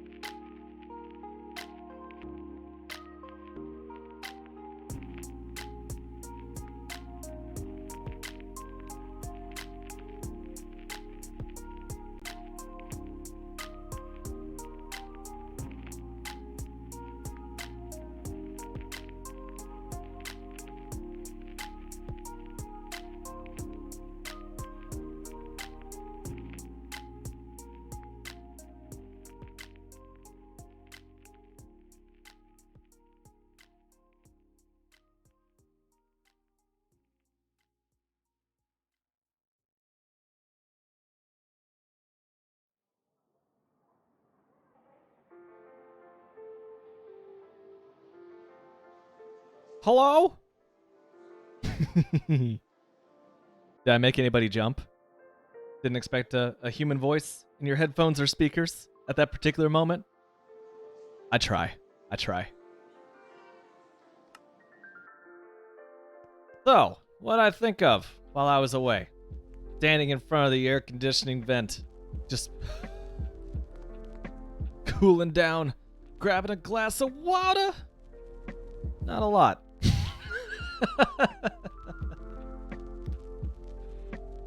So let me think here. You got the polished andesite, which is always good for like a kind of border texture. It's good for framing. It's also good for like throwing in a random stone, like a large stone into a like stone brick wall. I like using that a lot. So maybe, what if I just did like the cobblestone with the mossy cobblestone mixed in? I don't use a lot of that for building. It's a very, I think that people tend to ignore regular cobblestone, and correct me if I'm wrong, because I don't like follow a lot of, you know, professional Minecraft builders or streamers or YouTube channels or anything, to be honest. But I feel like cobblestone is still kind of maligned just because it is one of the original textures in the game. People are like, but we have so much more to work with now. Like, why would I go back to cobblestone? That just reminds me of cobblestone skyscrapers and cobblestone, like, you know, block obelisks going back to 2009. But I don't know, maybe throw in cobblestone as like a noise block, like not the main structure, not the main block to be used in the structure, but something to give it a little noise. So with that in mind, if only I had a room that displayed like all sorts of different kinds of blocks that we have at our disposal at about 10 frames per second. Ouch. Slam my face into that one. This is an interesting one. The chiseled stone bricks. That could be used as a good detail block.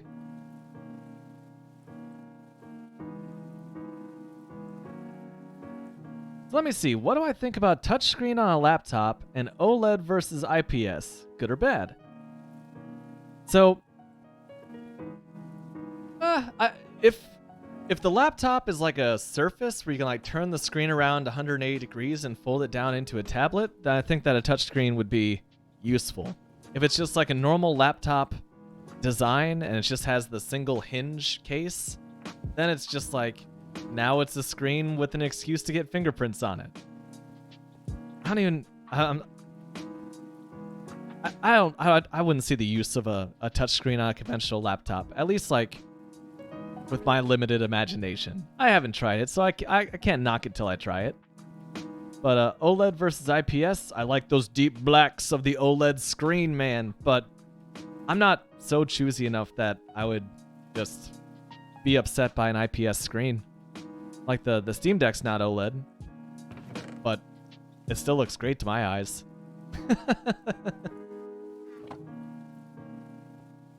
So yeah, I think that would be my opinion there. Jake says, as someone who really only watches a couple people from Hermitcraft, I can't really comment, but I'd say I don't see much cobble on there. See, so it's not just me. It's not just me. Sample size of 2. Ooh, I forgot about the mossy stone brick, though. That would work good too, man. Remember, on my previous world, I used a lot of mossy stone brick for the sewers. Absent Crabson, hello! Been moving all day. I figured that with you not being in the chat today, that was probably good news. It sounds like hopefully you're feeling better. Because you not being here means that you were out moving. So how's the moving going? You guys knock out a good chunk of it today? I'm still over here buying time thinking about how I'm going to build this dock. Chevy says, OLED is awesome for gaming with HDR. He recently switched to an OLED for PC use. For desktop use, an IPS would be fine. OLED just has those perfect viewing angles. That's interesting. Like OLED is still not OLED, but HDR is a whole universe that I haven't even really gotten into.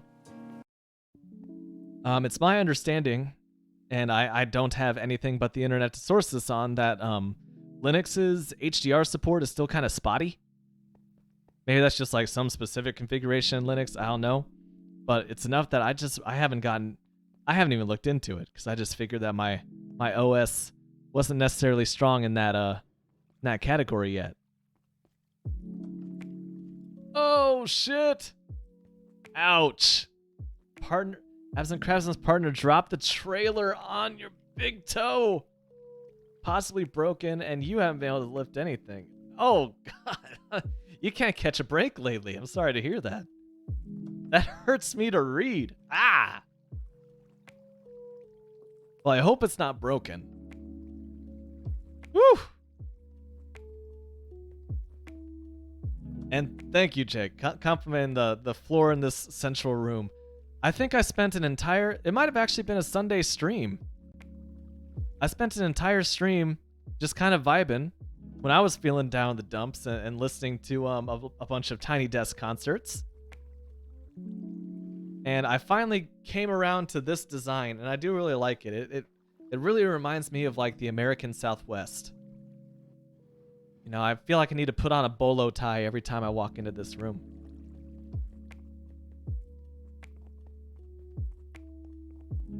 That was kind of them. The whole Crabson family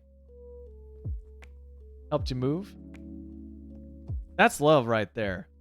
Like, some people don't like come right out and say I love you to family members or something like that, but they show their love in different ways. And one of the most clear-cut ways is basically just like shouting I love you from the rooftops is helping someone move. Because it sucks. It sucks.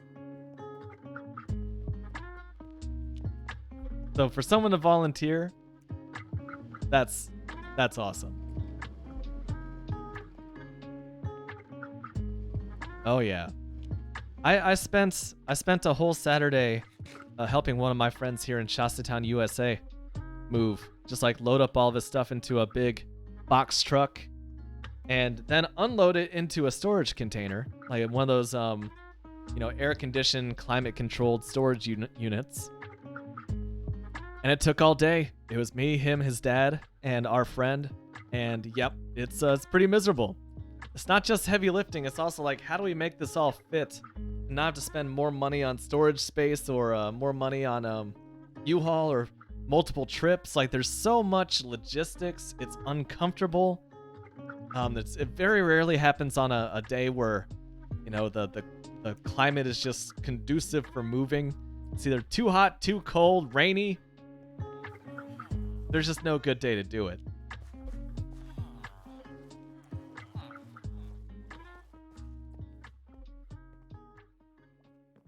Maybe, okay, if I just bear with me. I know how I sound right now. If I just do the stone bricks for that dock area, just within that bay, I'm not overusing them, and it should be fine. I just think between the mossy stone bricks and the cracked stone bricks, that's enough weathering, variety of texture. You know, right up there against the ocean, you got these mossy stone brick walls, and you can also introduce the odd mossy cobble in there to really just drive home that this is a seaport. I really don't like me saying this, but it feels like the right move. Let me just drop off some of these goodies real quick.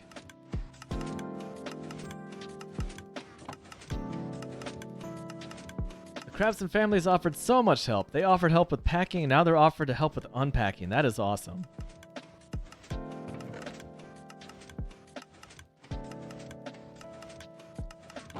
Jake's behind my decision. All right.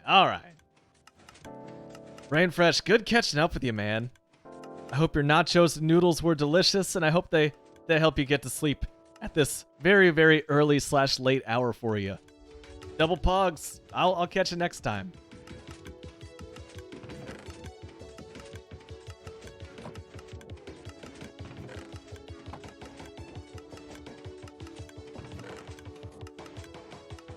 I think... Let me sleep this one off. A more temporary sleep than in real life. Day 1853. So if I remember right, yeah, you cook these guys.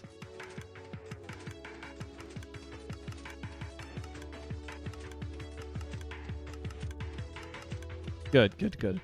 I'm gonna run another stack down to the super smelter because why would I wait around when I can do this literally 8 times faster? Head on down to the basement.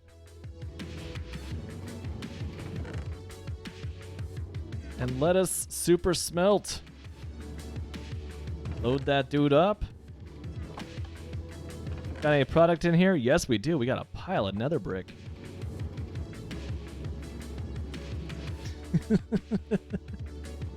This is like weekday Shasta stream energy, this song.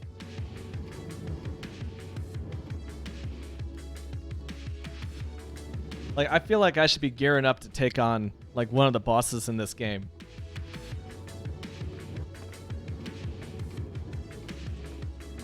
Like, full-on wither battle. No armor, no weapons. Punch him in the face.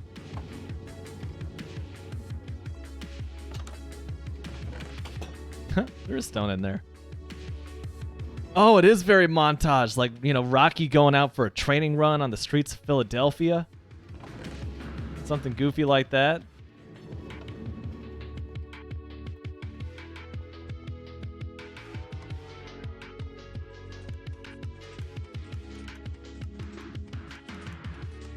I wonder if this map is worth updating yet. I'll wait until I have that air bridge either finished or demolished before I update the map.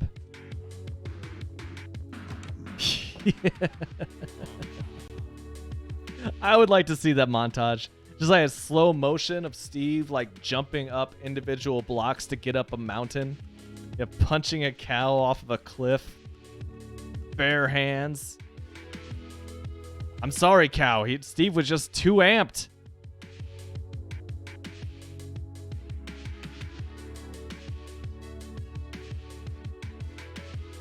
A something for me from Random Sweet.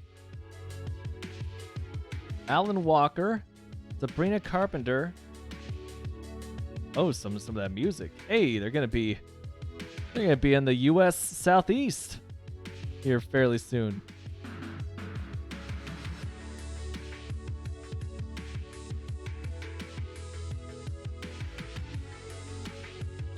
I play it, I'm just afraid to get muted.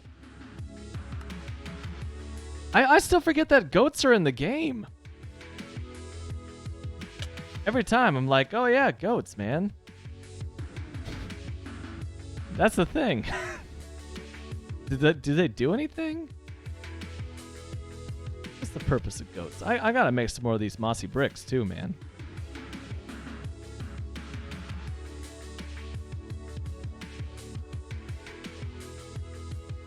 Whoop.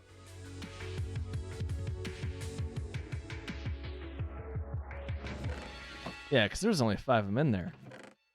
So I think, from my extensive moss collection over here, I can just do one of these numbers. Yeah.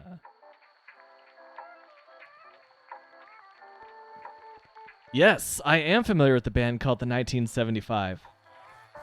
I haven't gone like too deep on their discography. I've heard like a couple of their big ones. But I'm unfamiliar enough with them to not be able to name a single one of their songs. They're one of those bands, I call them like Spotify bands, you know? Where I'm listening to music and like it goes into shuffle mode and then it'll play the 1975 song. And I'll tend to like it. And then I forget that I like it until the next time it comes on to the shuffle.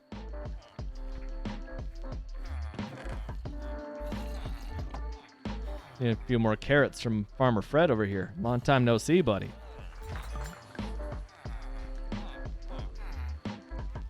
Come on, re-up that stack. I'll give you some more emeralds. Let's go. I'm not sure if he's going to. Jake finds this very funny. Rage Against the Machine, great band. They're booked to pull the Reading Festival in the UK, but Zach De La Rocha got sick, so they had to pull out. So one, that stinks because I feel like a Rage Against the Machine show to this day would be incredible. Rage is one of my favorite bands to listen to while I'm running or working out. Like last weekend I was going on a 10 mile run just out in the middle of nowhere. Like I literally was running down farm access roads and passing barns surrounded by like soybeans and corn as far as the eye can see, and I'm listening to some just like, you know, politically charged, like all in Rage Against the Machine. And I was just grooving, vibing, and I would just, at some point, I just kind of had to look around and see the empty fields around me and just like laugh at the dissonance, at the contrast. So anyway, Rage had to pull out of the Reading Festival, and they got replaced with the 1975, which, yeah, I find hilarious because I can't imagine any Rage fan being happy about that. I think that, like, yeah, I could definitely see that.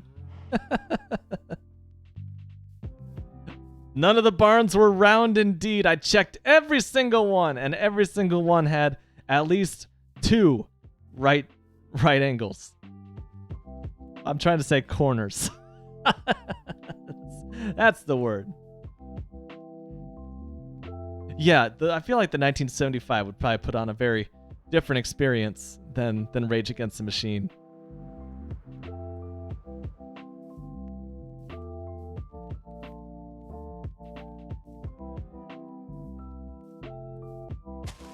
I'm just like passing cows, you know, and in my ears I'm hearing, "Now testify."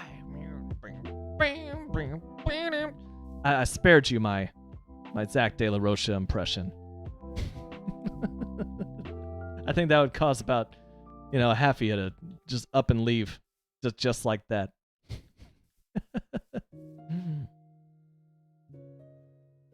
Okay.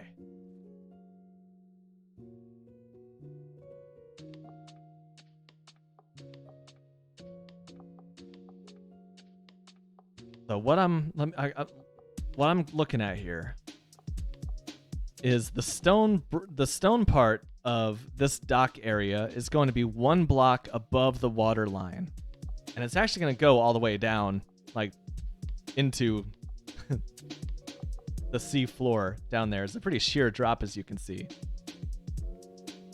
And then I'm going to have the wooden dock, the extension of it, be half slabs, just be slabs of wood coming off of that stone dock surface, and that'll make it look more natural, I think. I just like the looks of it in my head as well. Just 1 block above the water surface. Oh man, so Rage is one of your favorites. That's awesome. They're so groovy. You know, even if you forget the politically conscious lyrics, which I feel like a lot of people do. Like, are you even paying attention to what they're singing? Like, that's the call to arms. It's some crazy empowering shit. But, just listening to, like, Tom Morello with his crazy sounding, like, experimental, pushing the limit guitar work. It's just the rhythm section is so good, which is why they went on to form Audioslave with Chris Cornell, R.I.P., when Rage Against the Machine broke up. Just, yeah, I feel like those guys have not taken a wrong step.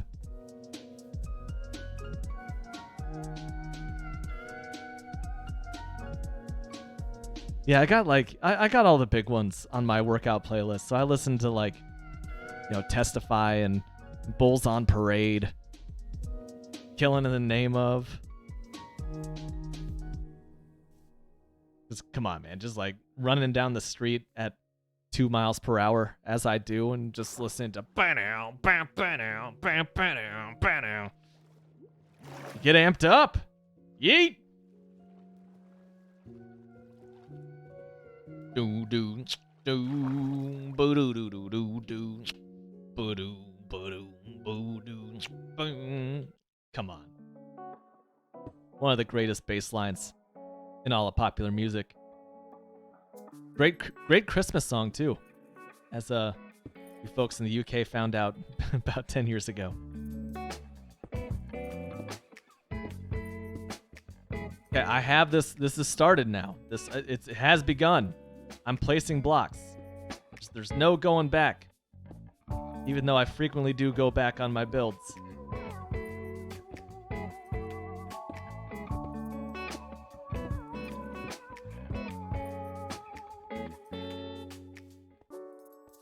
That's just one of the greatest. I love that. I love that.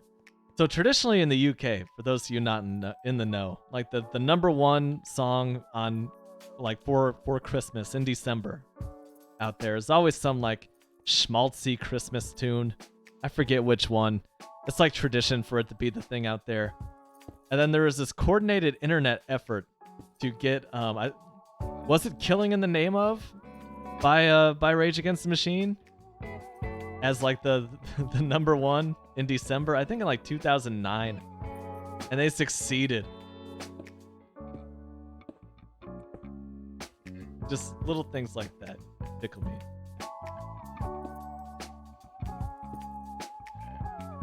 So they were booked to do a live performance on the BBC. The BBC asked them not to swear when they did Killing in the Name of, and Zach De La Rocha literally and figuratively said, "Fuck you, I won't do what you tell me." Oh, so satisfying. I know that Nirvana did that with was it The Top of the Pops? Maybe it's just like maybe it was an Italian show. I forget which one. All these this is a time-honored this has a time-honored history in rock music. But yeah, they're playing Smells Like Teen Spirit, but they said that there's no way that they would ever let them play live. So they just clearly, they all switched instruments. They were clearly miming the instruments. Like they just made a mockery of the whole pre-taped thing. You can find it on YouTube. It's really funny. I think that Rage Against the Machine was also banned from Saturday Night Live for doing something similar.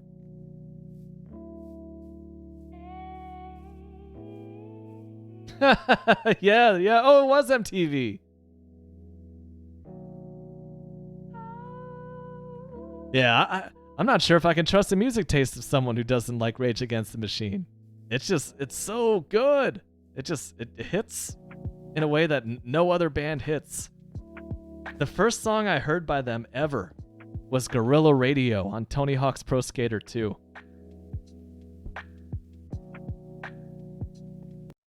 Yeah, the prevailing image I have from that video is Kurt just like waving his flat hand above the guitar strings, and then the drums just like throws the stick way high up in the air, and like the still sounds like a full drum beat.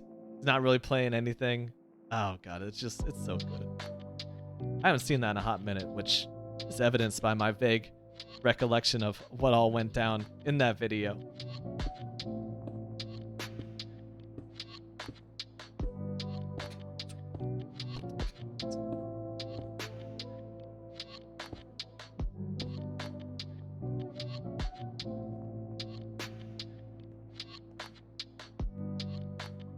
So I could just do this flat. I could flatten this out, but I want to follow the curve of the land with this stone and then follow the curve with the wood.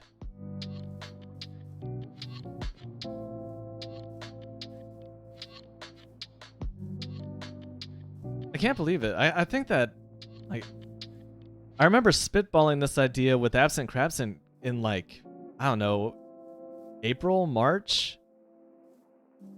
And it's now almost September and I'm finally getting started on it. If that's not just the story of my stream career.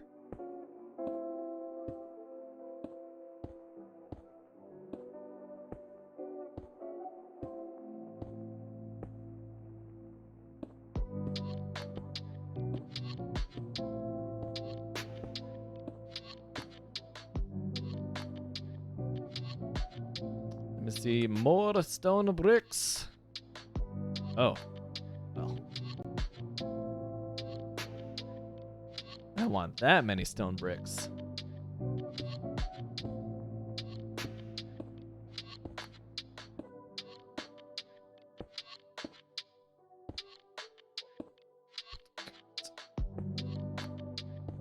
Vibing with my tracks.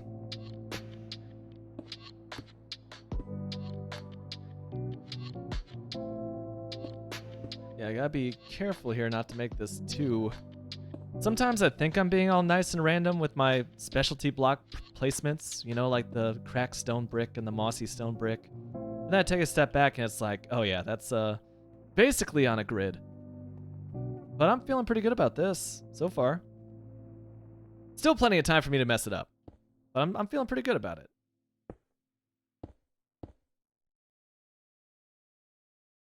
Ooh, possible build idea from Random Swee. Let me check that out here in a second.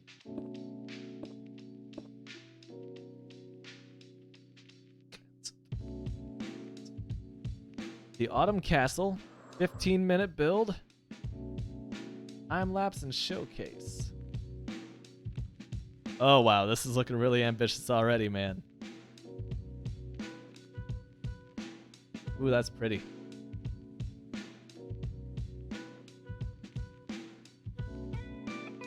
If I got this monitor pulled up.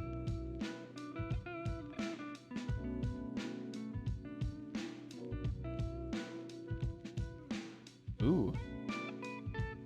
Oh, that hopper. Oh wow, I like that. I like that. I like that hopper and banner chandelier he's working on there. The thing that terrifies me about this in a survival world is that this is all wood. I know I'd find a way to burn this down. Yes.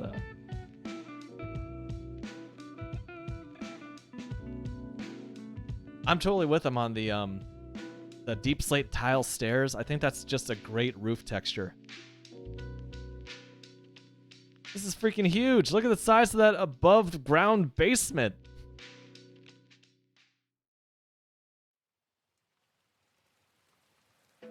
Was this like a backyard courtyard he's working with back here? Looks it. Oh wow. Custom trees.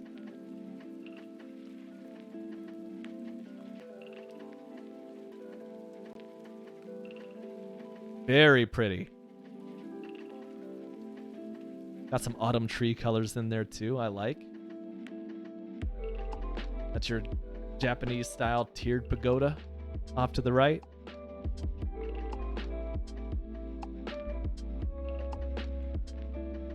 That looks like one of those projects that I would start and never finish.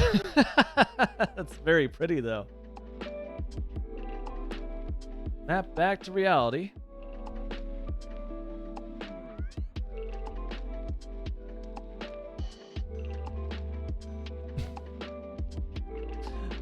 I laugh because that is absolutely something I do too.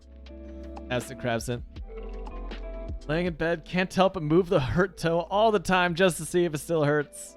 And newsflash, it still hurts. Man.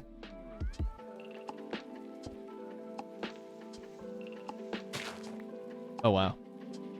I dug that a little too deep there.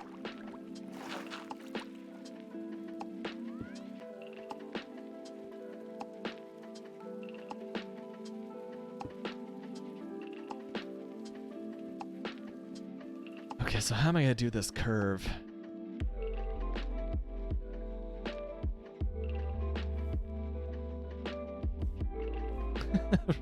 Random Swee, I gotta spend some time playing Minecraft and less time watching videos.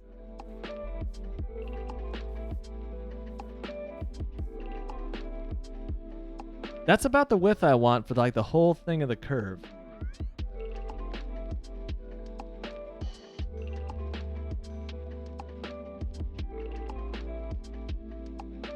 Ooh, a Minecraft cyberpunk project, huh? Oh wow, that's ambitious. Good God, it's a whole city.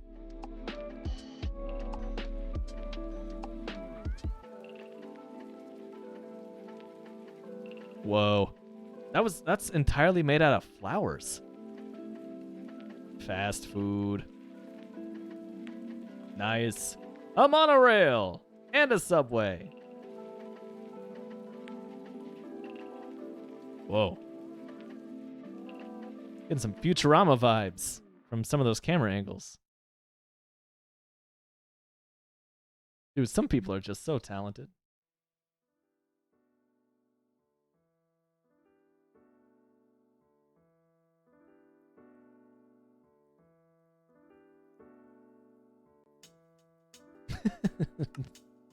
The Shocksta.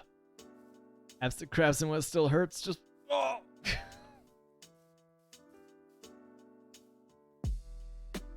You see how slow this little build is? Could you imagine me attempting a cyberpunk city? My goodness. Not great, Bob.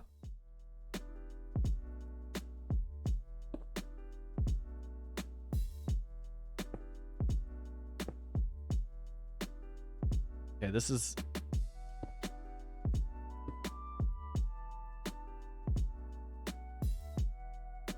really risky. I'm just gonna try to like freehand the curve on this. And I'm sure that I can get close enough that with some minor adjustments after like actually getting a look at the whole thing, I'm gonna be satisfied with it.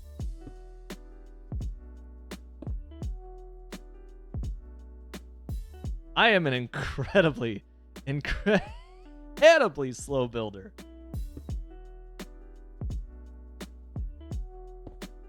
Because like, you know, all the pros use creative mode and world edit to perfect their builds before they even start them in survival mode. And I tend to just freehand them. It's just like, you know, what I have is what I have. I like to stay inside of my worlds. Because as you can probably tell, I'm mentally in this world too. I can't really just like jump into creative and say, oh yeah, that'll go perfectly in World 11. Oh, I'm getting predictable. It's too good. I gotta dive in after it. I got you. I'm changing my username to Cracked Block Lifeguard. Oh yeah, this was a mistake.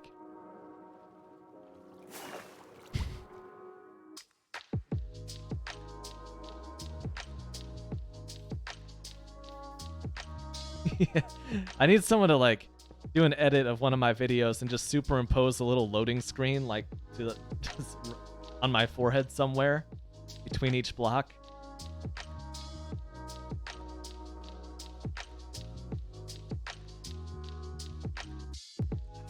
Cause that's totally me. Am I out of these bricks? These bricks, stone bricks? Yes, I am.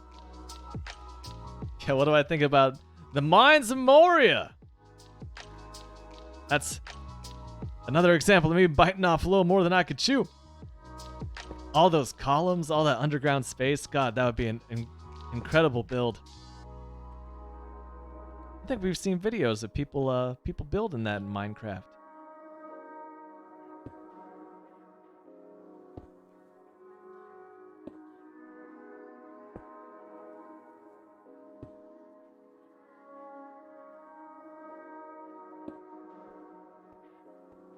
Something like this. And just fill that in.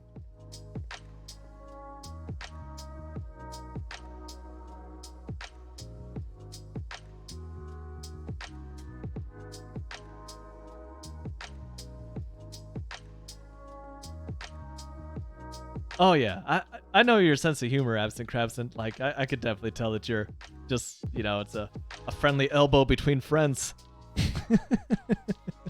If I didn't have a sense of humor around like my own approach to things, then I just don't think I would last too long on Twitch. You kind of have to, you learn about yourself and then you laugh at the same old quirks that you fall into.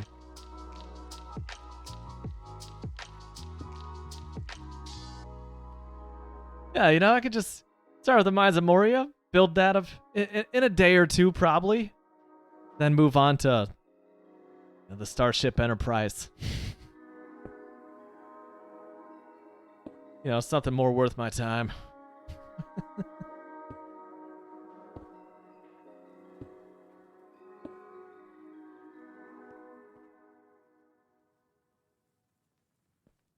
And of course, you know, as always, I'll never get tired of saying it. It is kind of amazing to me that, like, you guys would like to watch my content for years on end.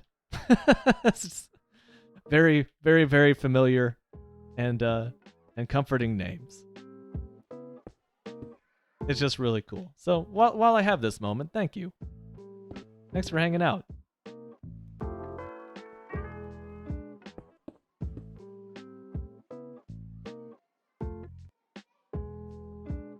Even if you may be, you know, held hostage in front of your screen by a broken toe. A potentially broken toe. Hopefully not broken toe.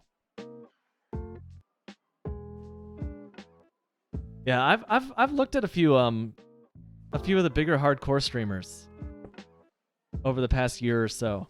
And it is for me as a hardcore streamer, it's intimidating a little bit to see how fast they can build things. Like, they're so sure of themselves, and it seems like it always comes out great. And I know that they put like hours and hours of work in the background to get that stuff done and have it executed so perfectly and smoothly. Linksy is one of them that I watch.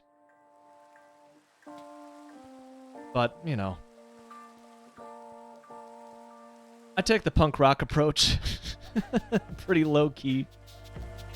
No planning, just sitting down and, this is what I feel like doing today. Hopefully it works out.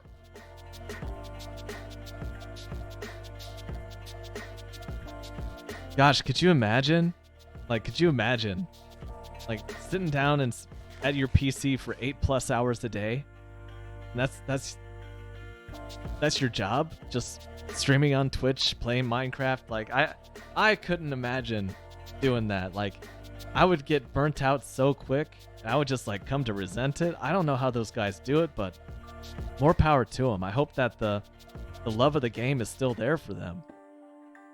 Because that has to be a tough thing to preserve.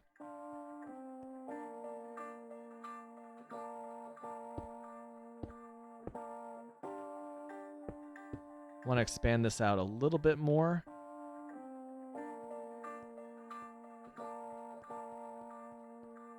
Oof.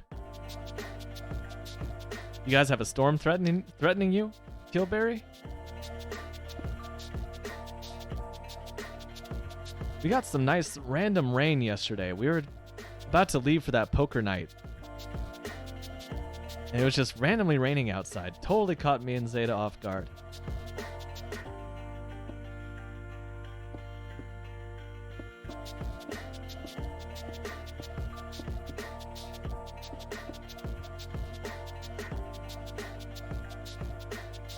The Random Sweet says there was some sort of server before where the world was survival world and there were 100+ people.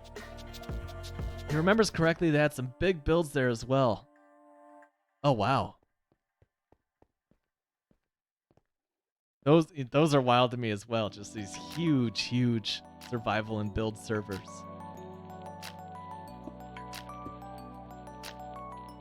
You kind of lose your sense of community, but like those on that scale, a Minecraft server is like not even so much about the community, but more about just like a shared attitude or idea. And some pretty cool stuff can come from that in its own right. You got like, you know, cliques within cliques, factions within factions. Micah says, against my better judgment and the advice of my peers, I pushed production. And now the site's totally down. And look at this. Kokitu! Long time no see. Welcome back. I've been thoroughly enjoying the art that you've been posting in the official Shasta 1 Discord server. And I hope you've been well.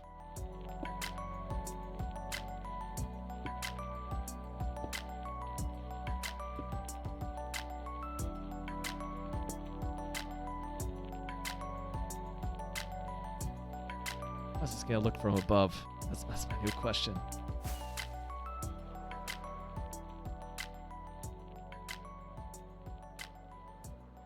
Yeah, that huge survival build server. It's a few years old and they had a long time to build. Let me see. How am I? I'm doing pretty good. I think that anytime that I'm streaming on Twitch, I have to be doing at least all right. I like to be in a good mood when I turn the camera on, so it's not like Shasta grumbling for 2 hours. So I'm doing good. I went to a baseball game on Friday with Zeta. I ran 13 miles or 21 kilometers yesterday, which is tied for the longest run that I've ever done. So I spent most of yesterday just like laying around on a couch. And today I'm having the laziest day possible. I'm just sitting down and playing a bunch of Minecraft for the first time in months. At least at this volume. This amount of Minecraft for the first time in months. Feels good. Making a little dock area here. Jake, once again, I appreciate the sub. And more importantly, I just appreciate you hanging out and educating me on the water quality around London. So, hope you have a good rest of your night, man. And hope you crush the upcoming week. That's what I'm talking about. Lazy day! I am having one.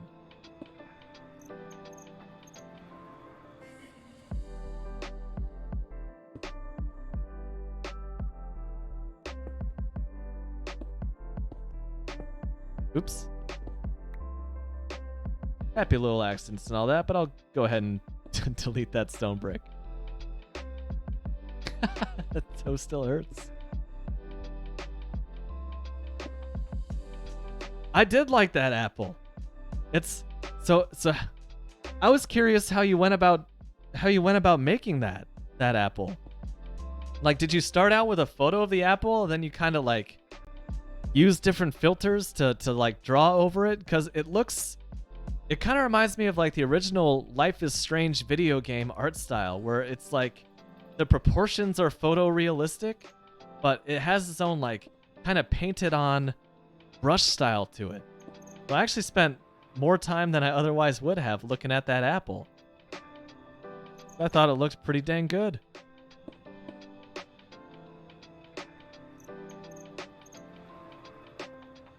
Man, Killberry, if the heat breaks by the time that baseball season is done, like I have to see a game in St. Louis by the end of this season. So if I wind up being able to do that, I gotta keep you posted. Maybe that'd be a good excuse for a baseball weekend.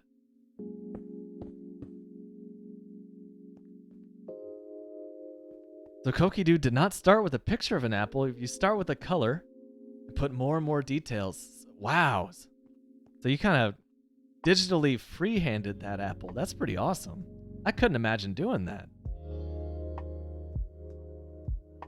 Oh, Killberry, if you want to experience baseball in Shasta Town, USA, you have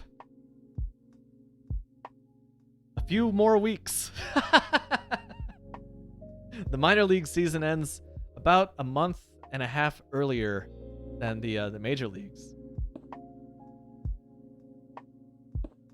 This is a good time to repeat that I have the one chips in my possession. Apparently they turn your tongue blue this year. And the date that myself, Zeta, and our friend Beaver's Rules will be eating the one chip challenge to raise money for St. Jude is next Saturday, September 3rd. As far as the time, we're still working on that. I'm going to try to pick a time that is, let's say convenient for both people in Europe and the Americas. So I will keep you posted. I'll let you know far more than 10 minutes in advance as far as what the final time will actually be. But yep, it will be next Saturday. And it'll be at least an hour-long stream, assuming that, we don't all tap out early. And I'm nervous. I'm excited. I remember how hard it was to get through the one chip challenge last year. But fortunately, I don't remember exactly how painful it was. So it was enough that I wasn't scared off from it this year. It's gonna be fun. Hopefully you raise some money for St. Jude Children's Hospital while we're at it. It's for a good cause. That's what I try to remind myself.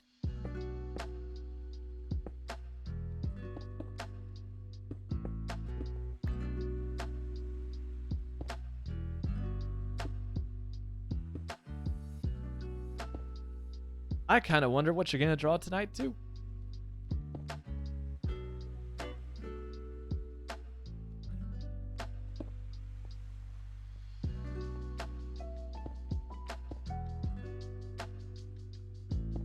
Yeah, because like the visual arts are so cool like that. Like I have so much admiration for someone who has a talent to make that kind of thing. Because on some level, it's kind of like, you know, visualizing what I'm trying to make here in Minecraft. It's just that your palette is infinite. You're not constricted by block types. You just colors, pixels on a screen.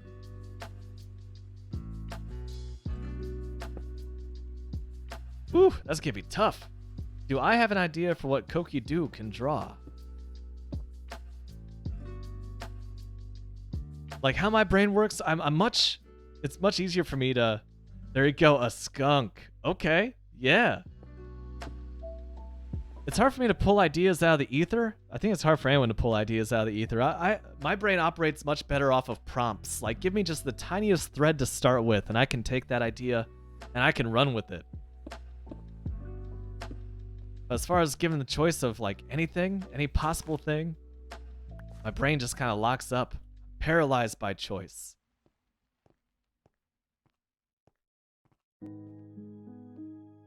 This is kind of cool. That right there. Yeah. Ooh, or a bowl of ramen. That's cool. It's been so long since I've seen a dolphin. It jumped and was like, oh, beautiful. Hey, buddy.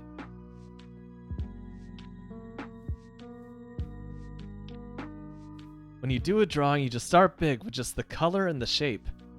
That's actually the name of a Foo Fighters album, The Color and the Shape. I wonder if that's what they were talking about, just starting a drawing.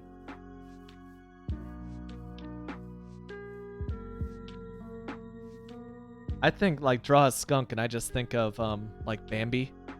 You know, what was Bambi's skunk best friend? I remember Thumper. And then you put the light in the dark, like the shadings.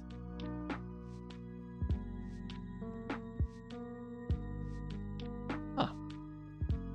That makes logical sense. Flower! That was the skunk's name. Thank you, Micah. I never would have got that on my own. If that was a trivia question at Bar Trivia every week, I would have just like sat there and agonized until the timer was up.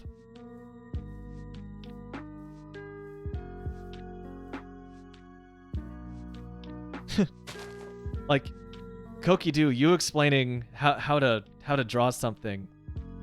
I'm sure that this is like how other people feel when I talk about like making music. It makes sense when you break it down one step at a time like that. But it's still like you lose me in the second step. It feels so overwhelming.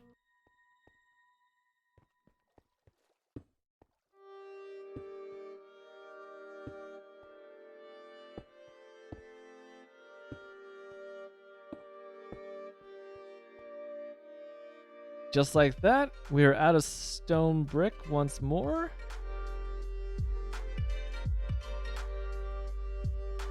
I think we just about have it. Do I want to include this in the dock? No, I think that what we have here is probably good.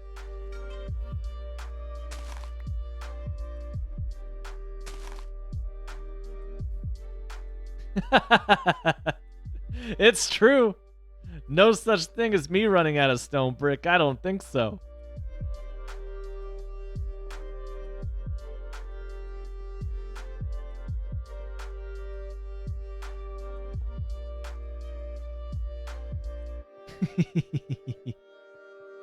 So, I think that this is a good spot to put a natural stairway going up.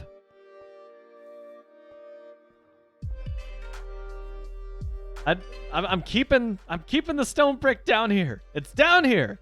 I'm actually taking some inspiration from Chumbawamba and some learned lessons about what did and did not work in Chumbawamba. My previous hardcore attempt. The sewers were awesome in Chumbawamba.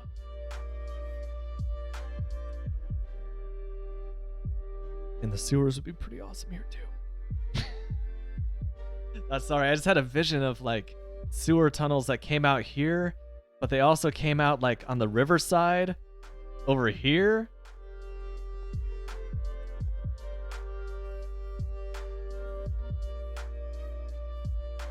Damn it, this is also a good spot for sewers. I hate that this is a good spot for sewers, but I also kind of love it because I'm so proud of that build. Oh, congrats, Micah. Got the website fixed. Shopify implemented on a Sunday and things are back up. I almost forgot about that. I was terrified of literally everything. There's so much that I didn't understand about Minecraft back in 2020. So many new things. Let me look up Grian, the YouTuber. Minecraft YouTuber. He has a very friendly face. The first 3 images are him with cats. So he's paired with Mumbo, like Mumbo Jumbo.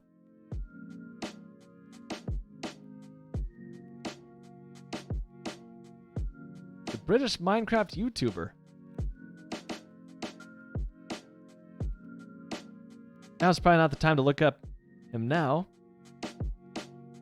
So he's a hermit crafter. No, I hated using villagers. I didn't want to use the villager system because it just felt like it wasn't old school Minecraft, man. I was wearing flannel and smoking American spirits and listening to artists until they got above 1,500 plays on YouTube.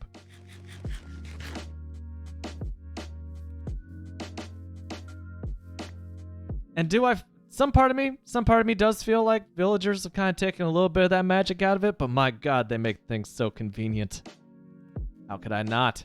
It's like all my rants about beds.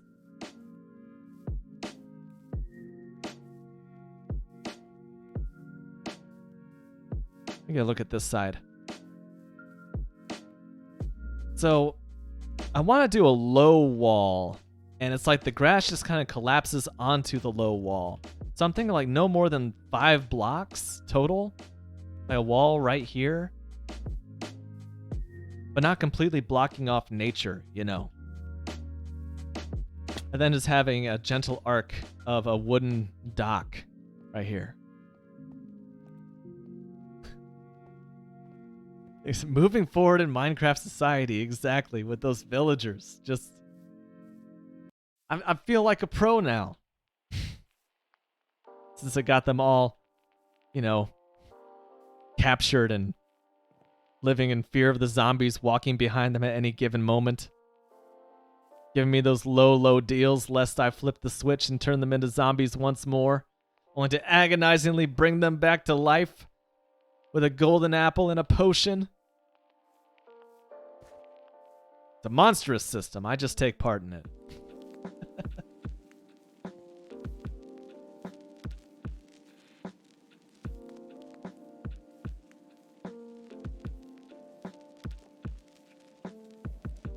Oh, so you're playing Ark? Is that Ark Combat Evolved? Is that Halo Combat Evolved? What? I've seen Ark. I own Ark. It's something evolved. Ark game. Oh, you've talked about Ark before. It's Survival Evolved. That's right.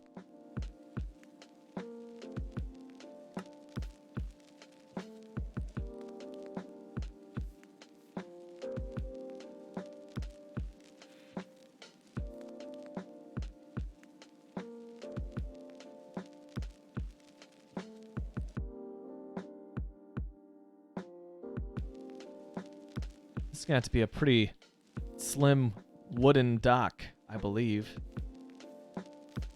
I'm still seeing how I can make this work and keep it pretty. get too attached to the dino. That's right. It is like it's like a dinosaur hunting style of game. I'm really stretching here. I think I played Ark like twice. A long, long time ago.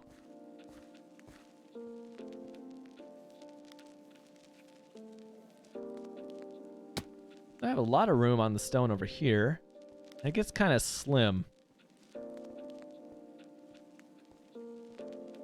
It's still pretty wide. That's pretty wide. It gets slim over here.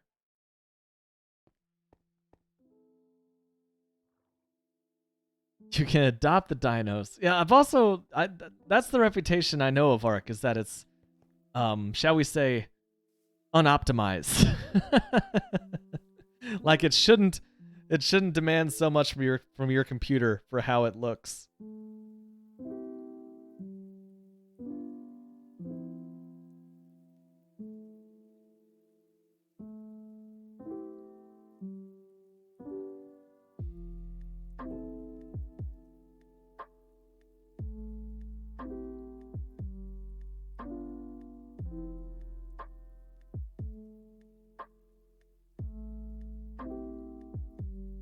Cheers, everybody. Taking a sip from the invisible cup.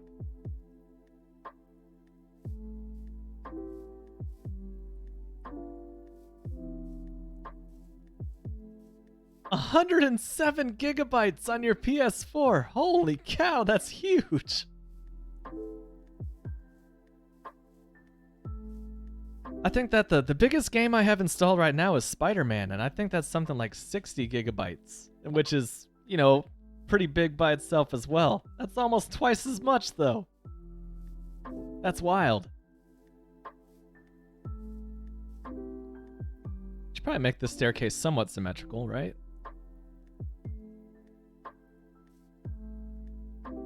Yeah, I guess I should. Let's see how wide this is. I am looking at 558.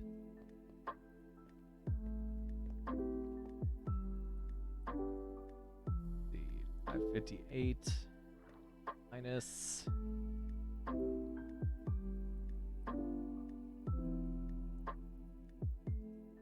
580.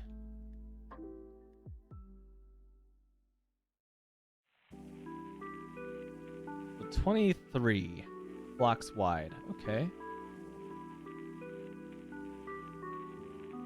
So I'm looking for the 13th block.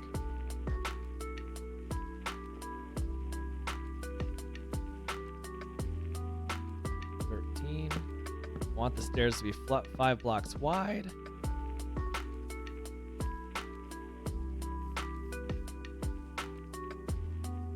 Seven, 8. Okay. Double check my work here. 1, 2, 5, 6, 7, 8, 9, 10. Okay. That's why you double check your work. Here's my staircase center. I didn't mean to take a screenshot of that.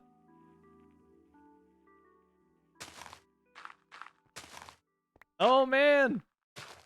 The muse has spoken. Now, can I ask what the idea for the drawing is, or would you rather operate in secrecy until the drawing is done? I'm glad you got an idea for one. It's also pretty cool that it seems like you do a drawing a day. At least one. That's how you get good at something. Just like disciplined, regular practice. A mech cat. A cat? Cat. Like a mechanical cat?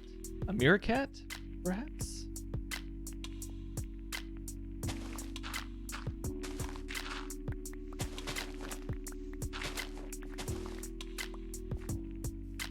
So you're trying to do a drawing every day.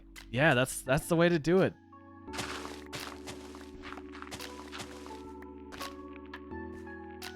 Yeah, okay, so it was a mech cat, a robot cat. Oh, that's cool.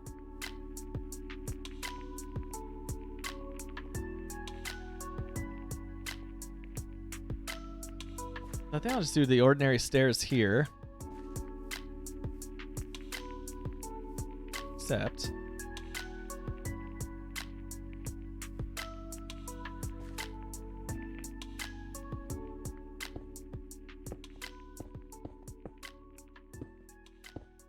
Whew. Yeah, I'm gonna have to light that up pretty quick. But first...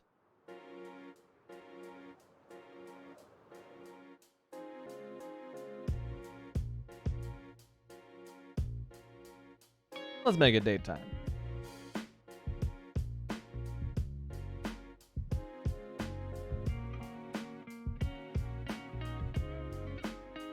$494 hours lived.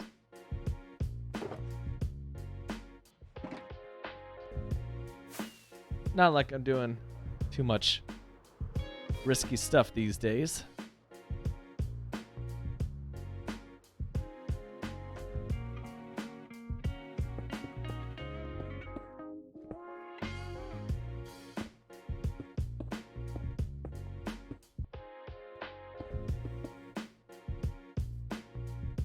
And then, of course, that'll be stone brick stairs, and I think I have some in storage.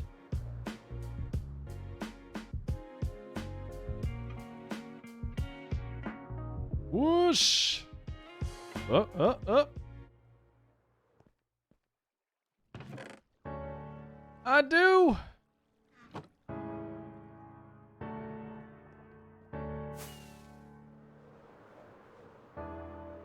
See how this looks from the air so far.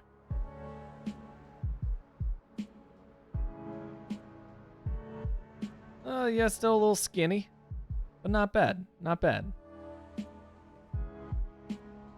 Back pain, here I come. I hope not. Oh, man.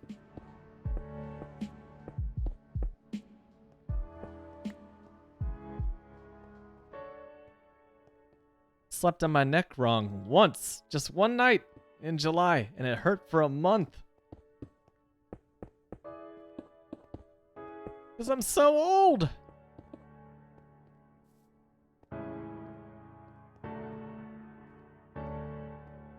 Oh yeah, I've spent hours and hours just like laying on my bed and reading. And I'm very familiar with that, like the strain that puts on your back and neck.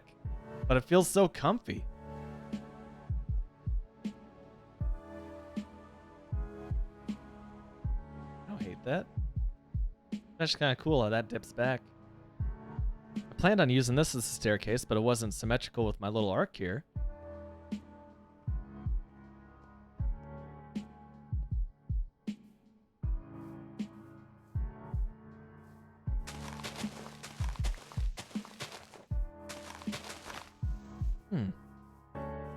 So when you say your hands can't handle the making art anymore, is it just like they like cramping, like holding a pen or a stylus or something for long periods of time? That just makes it unfeasible nowadays.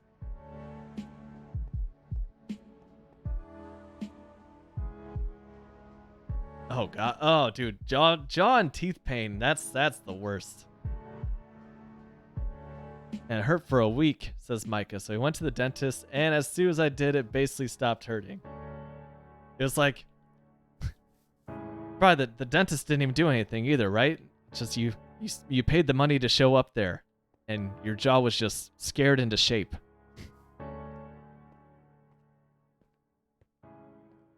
Try putting a block between the stairs.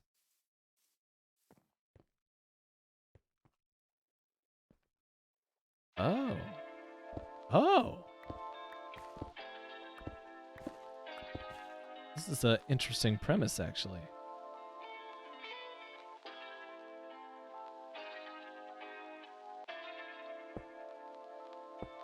Ah, rheumatoid arthritis. Yep.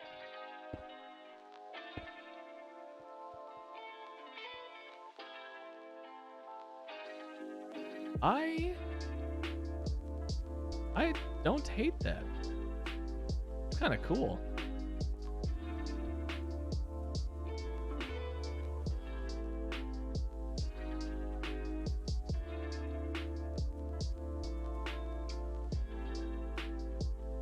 What's up, power player?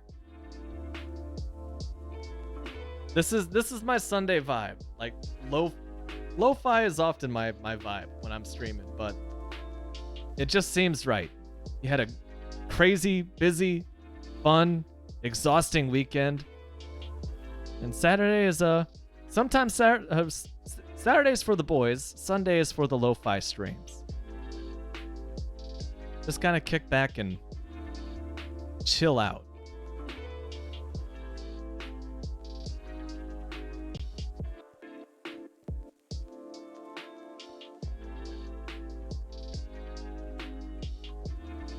Oops.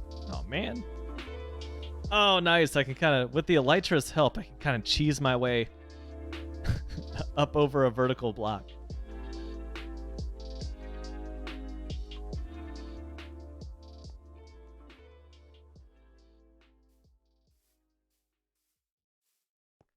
That stinks, Absent Crabsent. Just like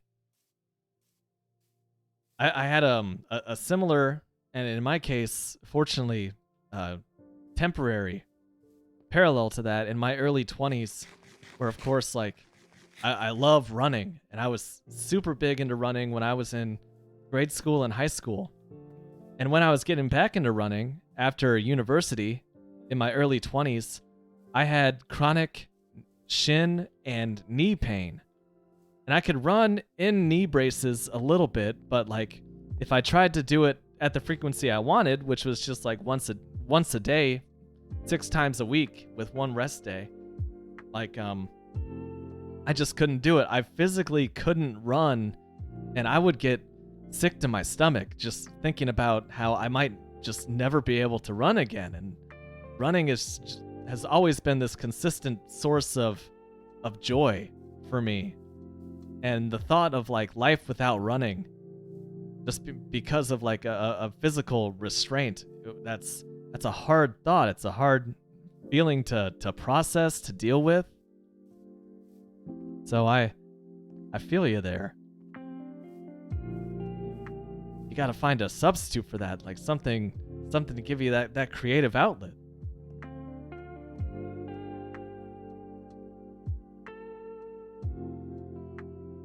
Well, that's good. That's good to hear. Cut people's hair, but only occasionally, so the joint pain doesn't really affect your life. That's good. That part's good.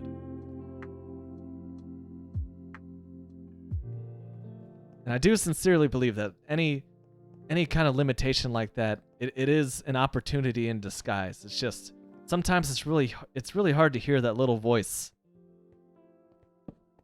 that reminds you that it's a potential for opportunity. When your hands hurt or your back hurts or something along those lines.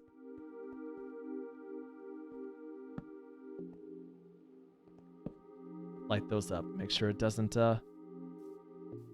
spawn any baddies. That's a nice spot for a staircase. And Koki Do, thank you for the middle block idea here.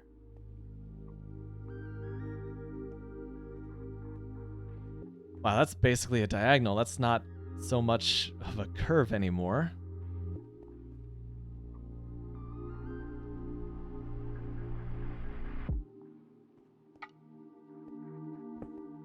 But what if I... something like this. Thinned out something that's already pretty thinned out. I know.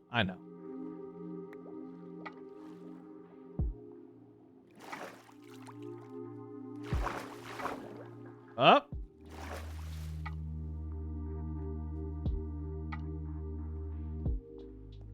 Oh, same with playing PC and video games. That would really get me for obvious reasons.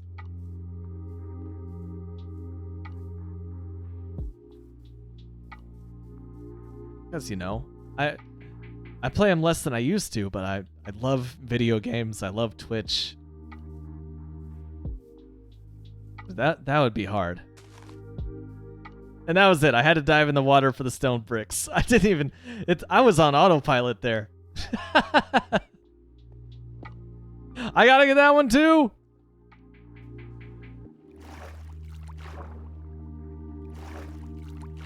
Oh, so close. Yes!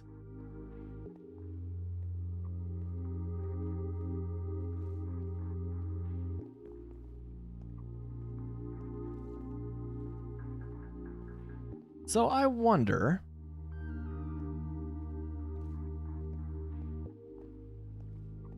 I believe it's time for Junglewood. I seem to recall that working at Chumbawamba.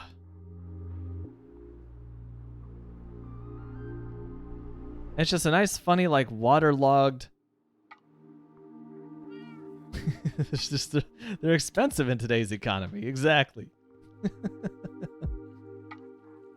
Inflation even affects stone bricks. Let me see. I think I have a Junglewood chest in here somewhere.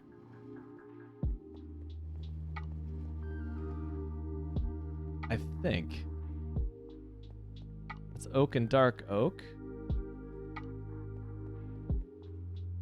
Actually, I do not. Really? Surely I do around here somewhere. I don't. Don't call me Shirley.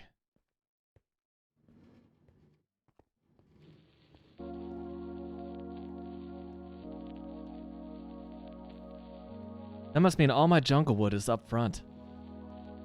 In my to be sorted later chests. Which were temporary, but you know, temporary things have a way of becoming permanent when they sit around long enough, and I think that's the case with these chests. Day 1858.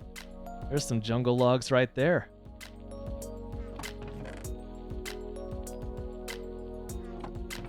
Look at all this miscellaneous stuff. And look at all this Junglewood. All right.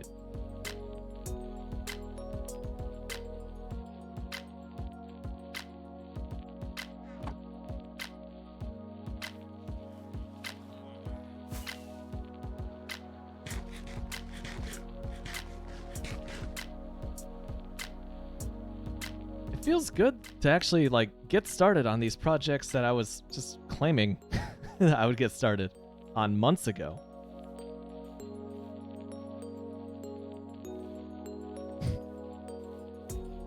And that's exactly it. Some temporary things happen to be very permanent.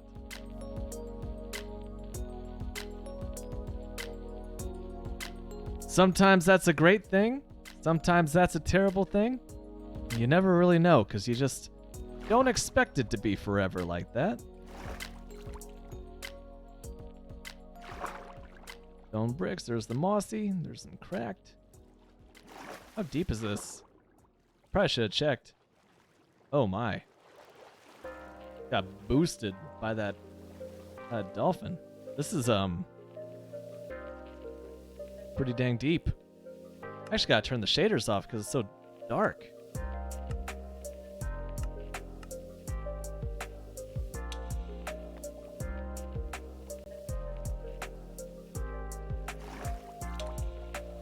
And of course, it has to look good without shaders too, otherwise just not interested. This is so deep.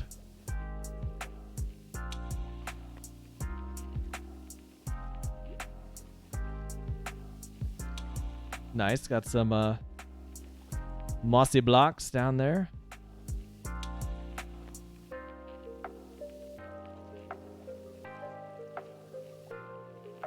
So eventually, why I'm checking this out is I'm going to extend this down to the seafloor and just make it like an imposing wall of dock.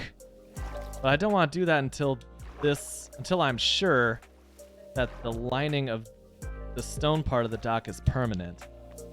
That should be one of the last things I do.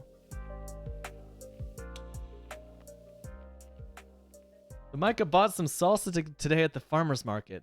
He asked the guy which variety of salsa was his favorite, and he started speaking in basically all Spanish. I have no idea what I bought, but I bet it's the best I'll ever have. That does sound promising. That's gotta be pretty good. Unless he was pulling a fast one on the guy who looks like he doesn't speak Spanish. That's hype. I expect a I hope to hear positive results. Or any results. If not positive results, then a great story.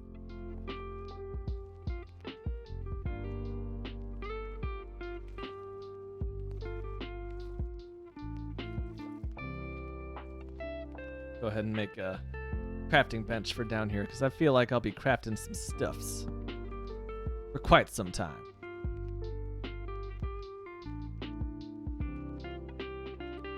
Dang, okay. Yep, that's a pretty good sign. He sells out before halfway through the market, usually.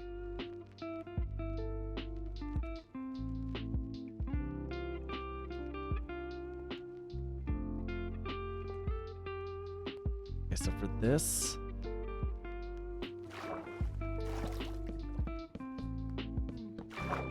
I think this is what I did at Chumbawamba, where I did it slabs, but in the bottom half.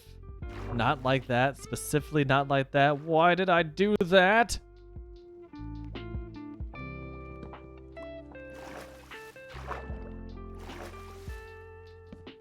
What a good gig for him, too. That's the dream. You know? Make something that's so good that you inevitably run out, like halfway through. Make the same amount of money, but only be there for half the time. Oh, man.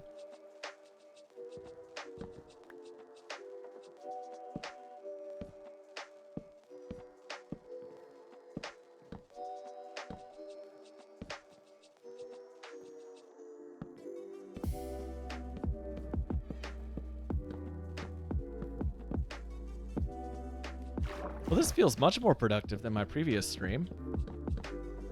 Like I'm getting back in the swing of things.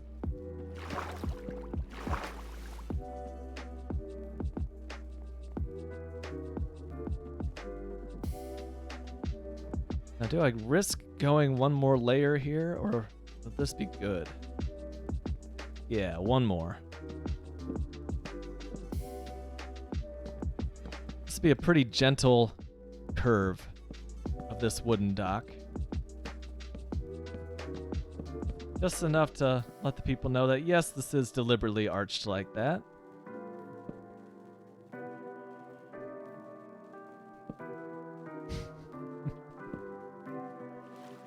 Oh, no block gets left behind.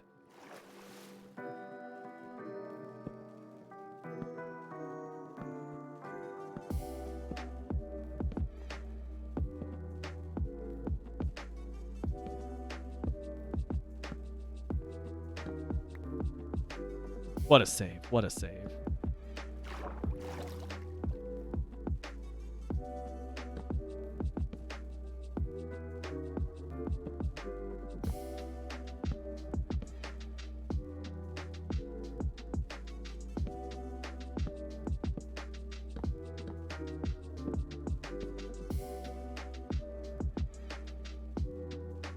Blast. Need more slabs.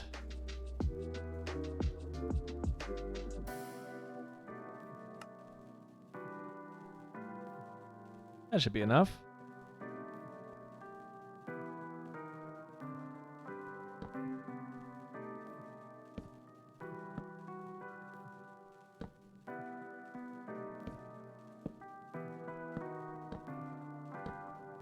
One, two. Trying to have a small method to the madness here.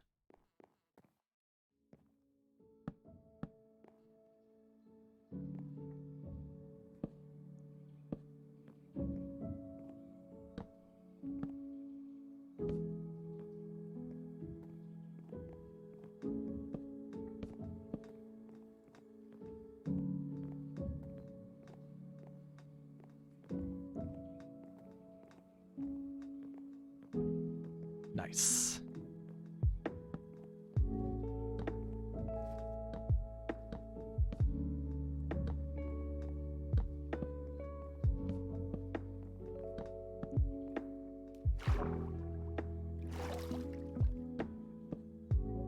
Yeah, that's why I'm actually placing the slabs in the bottom half. So it's easier for me to climb back up when I fall off inevitably.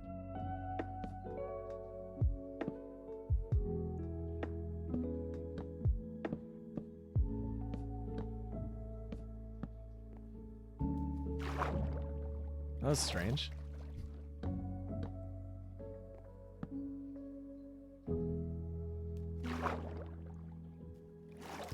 My keyboard cable loose?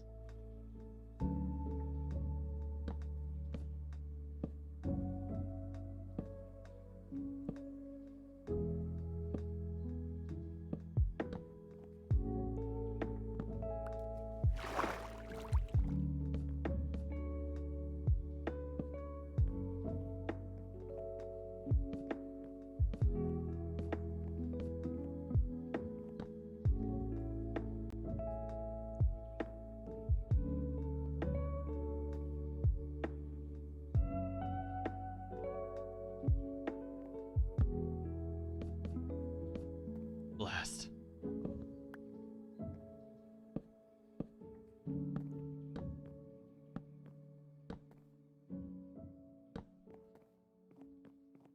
Let's see how this looks from above.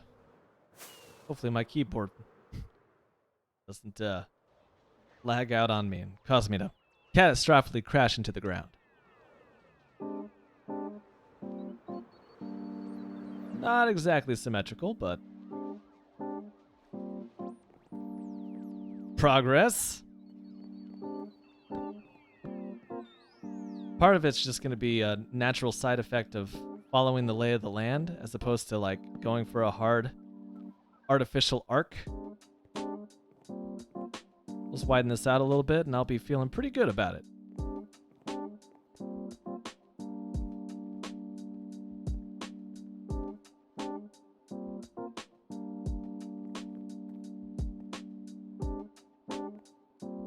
So from here,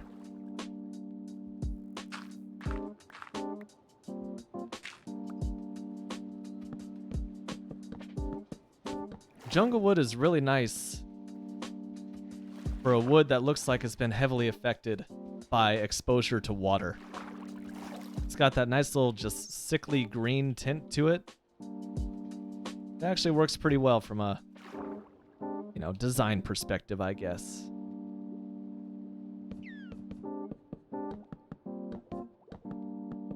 Oh man, molcajete. The molcajete is a whole Mexican dish. It's named after... Yeah, I could pronounce molcajete. I've been ordering that off of Mexican food restaurants, Mexican menus for quite a long time. So it's actually named after the pumice bowl that it comes out in. And it's just this bowl that gets heated over a fire. Like the bowl itself is hot. When the dish comes out, it is bubbling. Like, it turns heads in the restaurant because it's like, it's one of those that has this nice loud sound to it. And, oh my god. Is it torta good? I don't know about that, but, oh man, it's pretty delish. I didn't know that molcajete was also a salsa.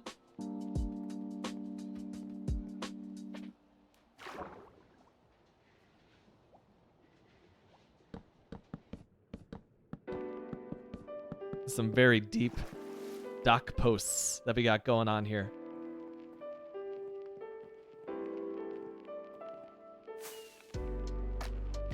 I guess I could get a little fancy and turn those shaders back on. When I was first recording drum tracks for my buddy's album back in like 2017, the closest restaurant to his house was a Mexican restaurant. And the joke was that I wanted to get through the drum tracks so I can get a molcajete. Day 1859. And then, so what it became was like this absolute chant where it's like I would struggle with a drum track and then like he'd cut the recording and he'd be like, molcajete, molcajete, molcajete. So that's actually one of the long-running kind of inside jokes between the two of us. Me and that molcajete. I haven't had one in a few years. So maybe one, I need to record more drum tracks, and two, I need to switch up my cuisine, my ordering habits.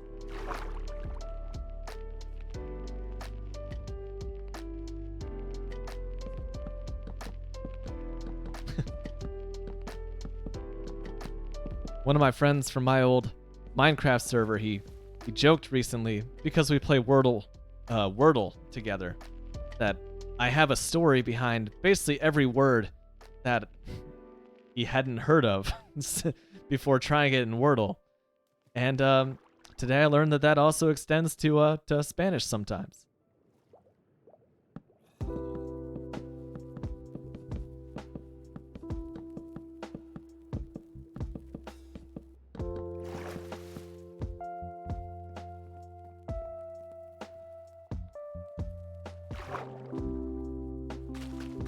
I'm gonna get a lot of the seaweed.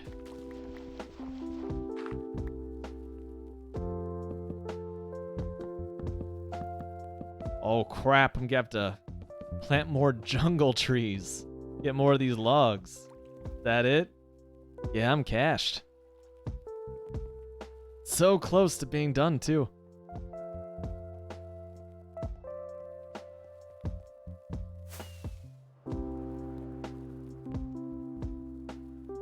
I still haven't made a wood farm. That would probably treat me pretty good.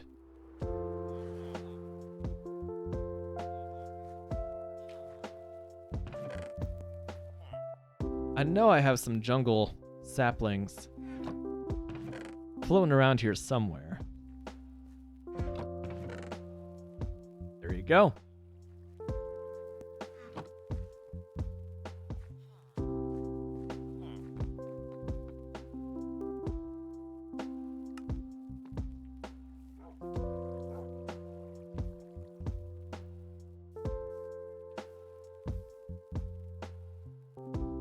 Yeah, I'm in the same boat, Micah.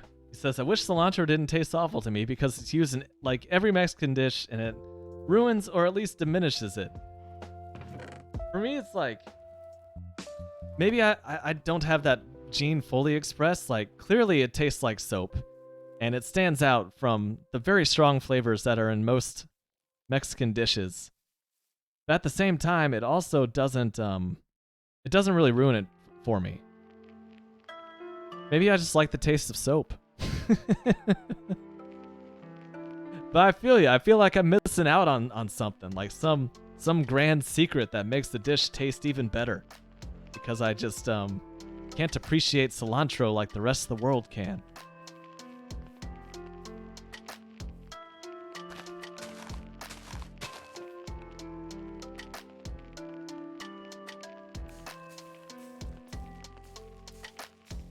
Hey, that's among the shortest jungle trees I've ever seen, but I'll take it.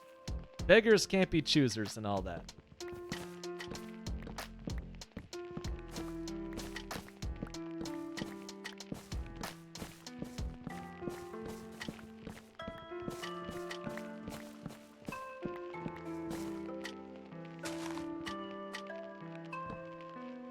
So, oops.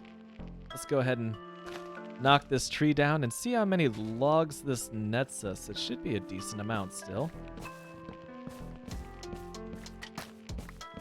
Enough to at least finish the dock. Nice, I already got a sapling back. It's promising. So let's let that decay. Yeah, I mean, it gave us 52 logs. I can't complain about that. Hello, Cod. Hello, Newman.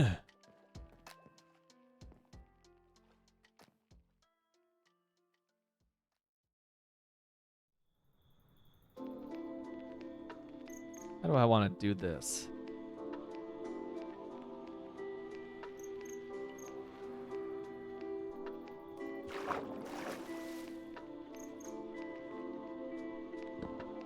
Yeah.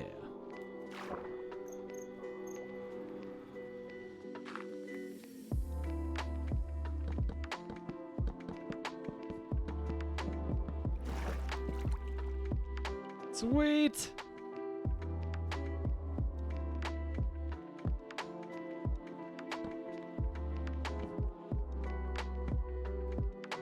Yeah, gotta make those too high. What I did at Chumbawampa was pretty cool, where I removed this block and replaced it with a glowstone surrounded by trapdoors, which gave it like a really cool Dockside lantern effect. I might do that. I might still do that. We'll see. We'll see. Guess I can pick these up now. No longer need them. For the time being, let's go ahead and head back over here. Get one more thing out of storage. I'm getting hungry. In real life.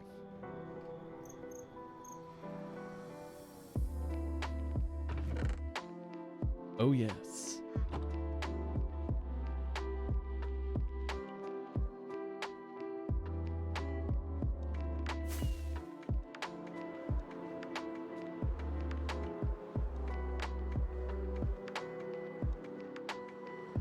Nice. The addition of these posts make this look much more deliberate, in my opinion. This may actually negate the need for torches down here too, considering that in 1.18 plus, the lighting rules are a lot more generous than they used to be.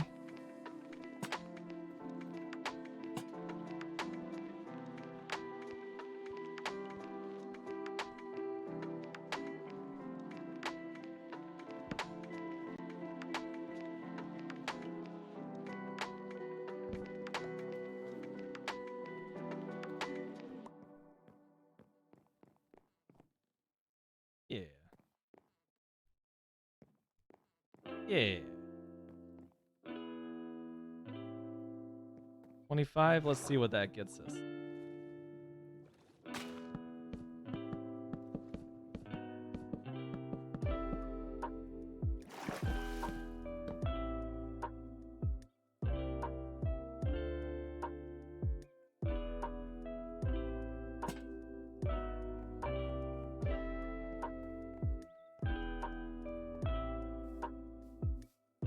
Two saplings. Make that 3.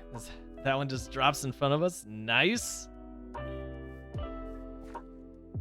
But didn't quite break even on that giant jungle tree, but we can try again.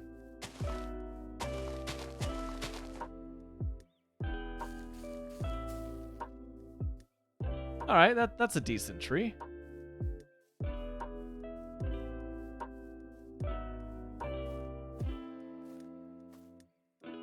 Oops.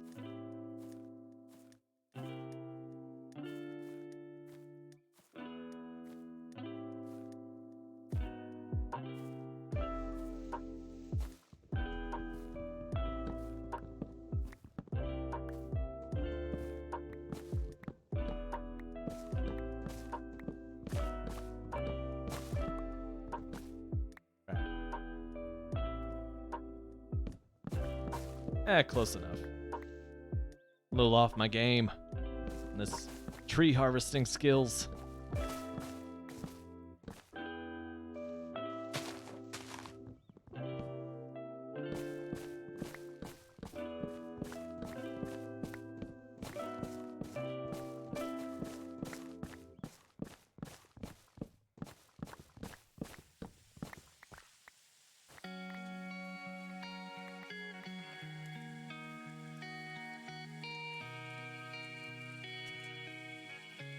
Really hoping there'd be one more over here, but no luck. So once again, we're hoping we get at least 4 saplings from that tree.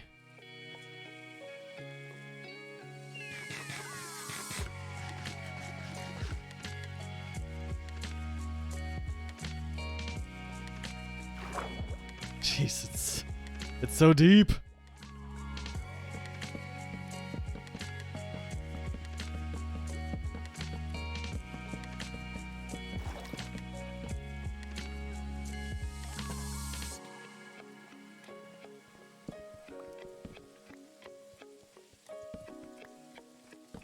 Don't think we need these torches. I think that those lanterns are gonna do me good.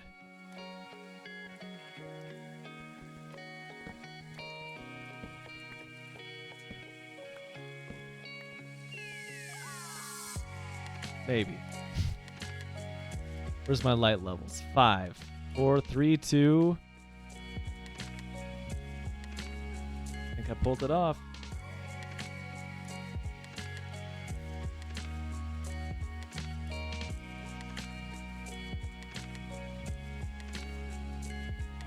Yep.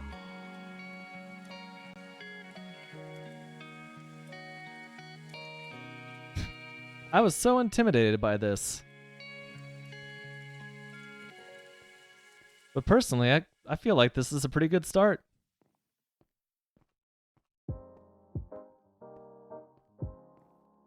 Shaders make everything look good. Let's be honest here.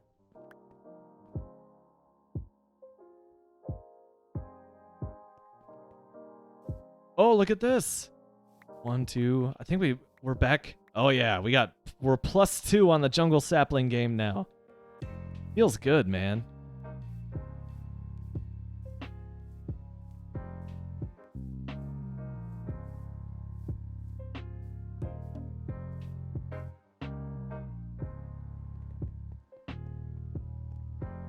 All right, it's raining in Kilberry's neck of the woods. Hopefully that alleviates your little aches and pains. 1860. We're getting into the American Civil War.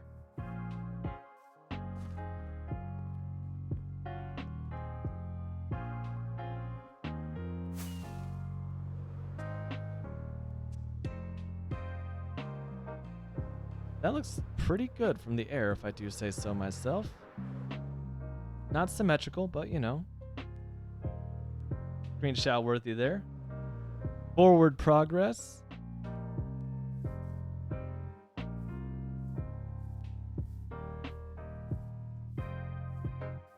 On that note, folks, I think I'm gonna call it a stream for now. It's been 3 hours and almost 20 minutes. I gotta rest my voice. I'm not used to this anymore. But I really enjoyed this. You know, a nice Sunday stream. Clearly, I got the Minecraft bug a little bit again, because I don't often stream on the weekends, and I don't often stream for more than 2 hours and change. But anyway, it was good hanging out with y'all. Have a fantastic evening, wherever the heck you are. And I will catch you next time. So, thanks again for watching. Love one another. I'm the Shasta One. I'm raising money for St. Jude. Use the donate command to find out how. And I'm done shilling. Take care of yourselves. I'm out of here.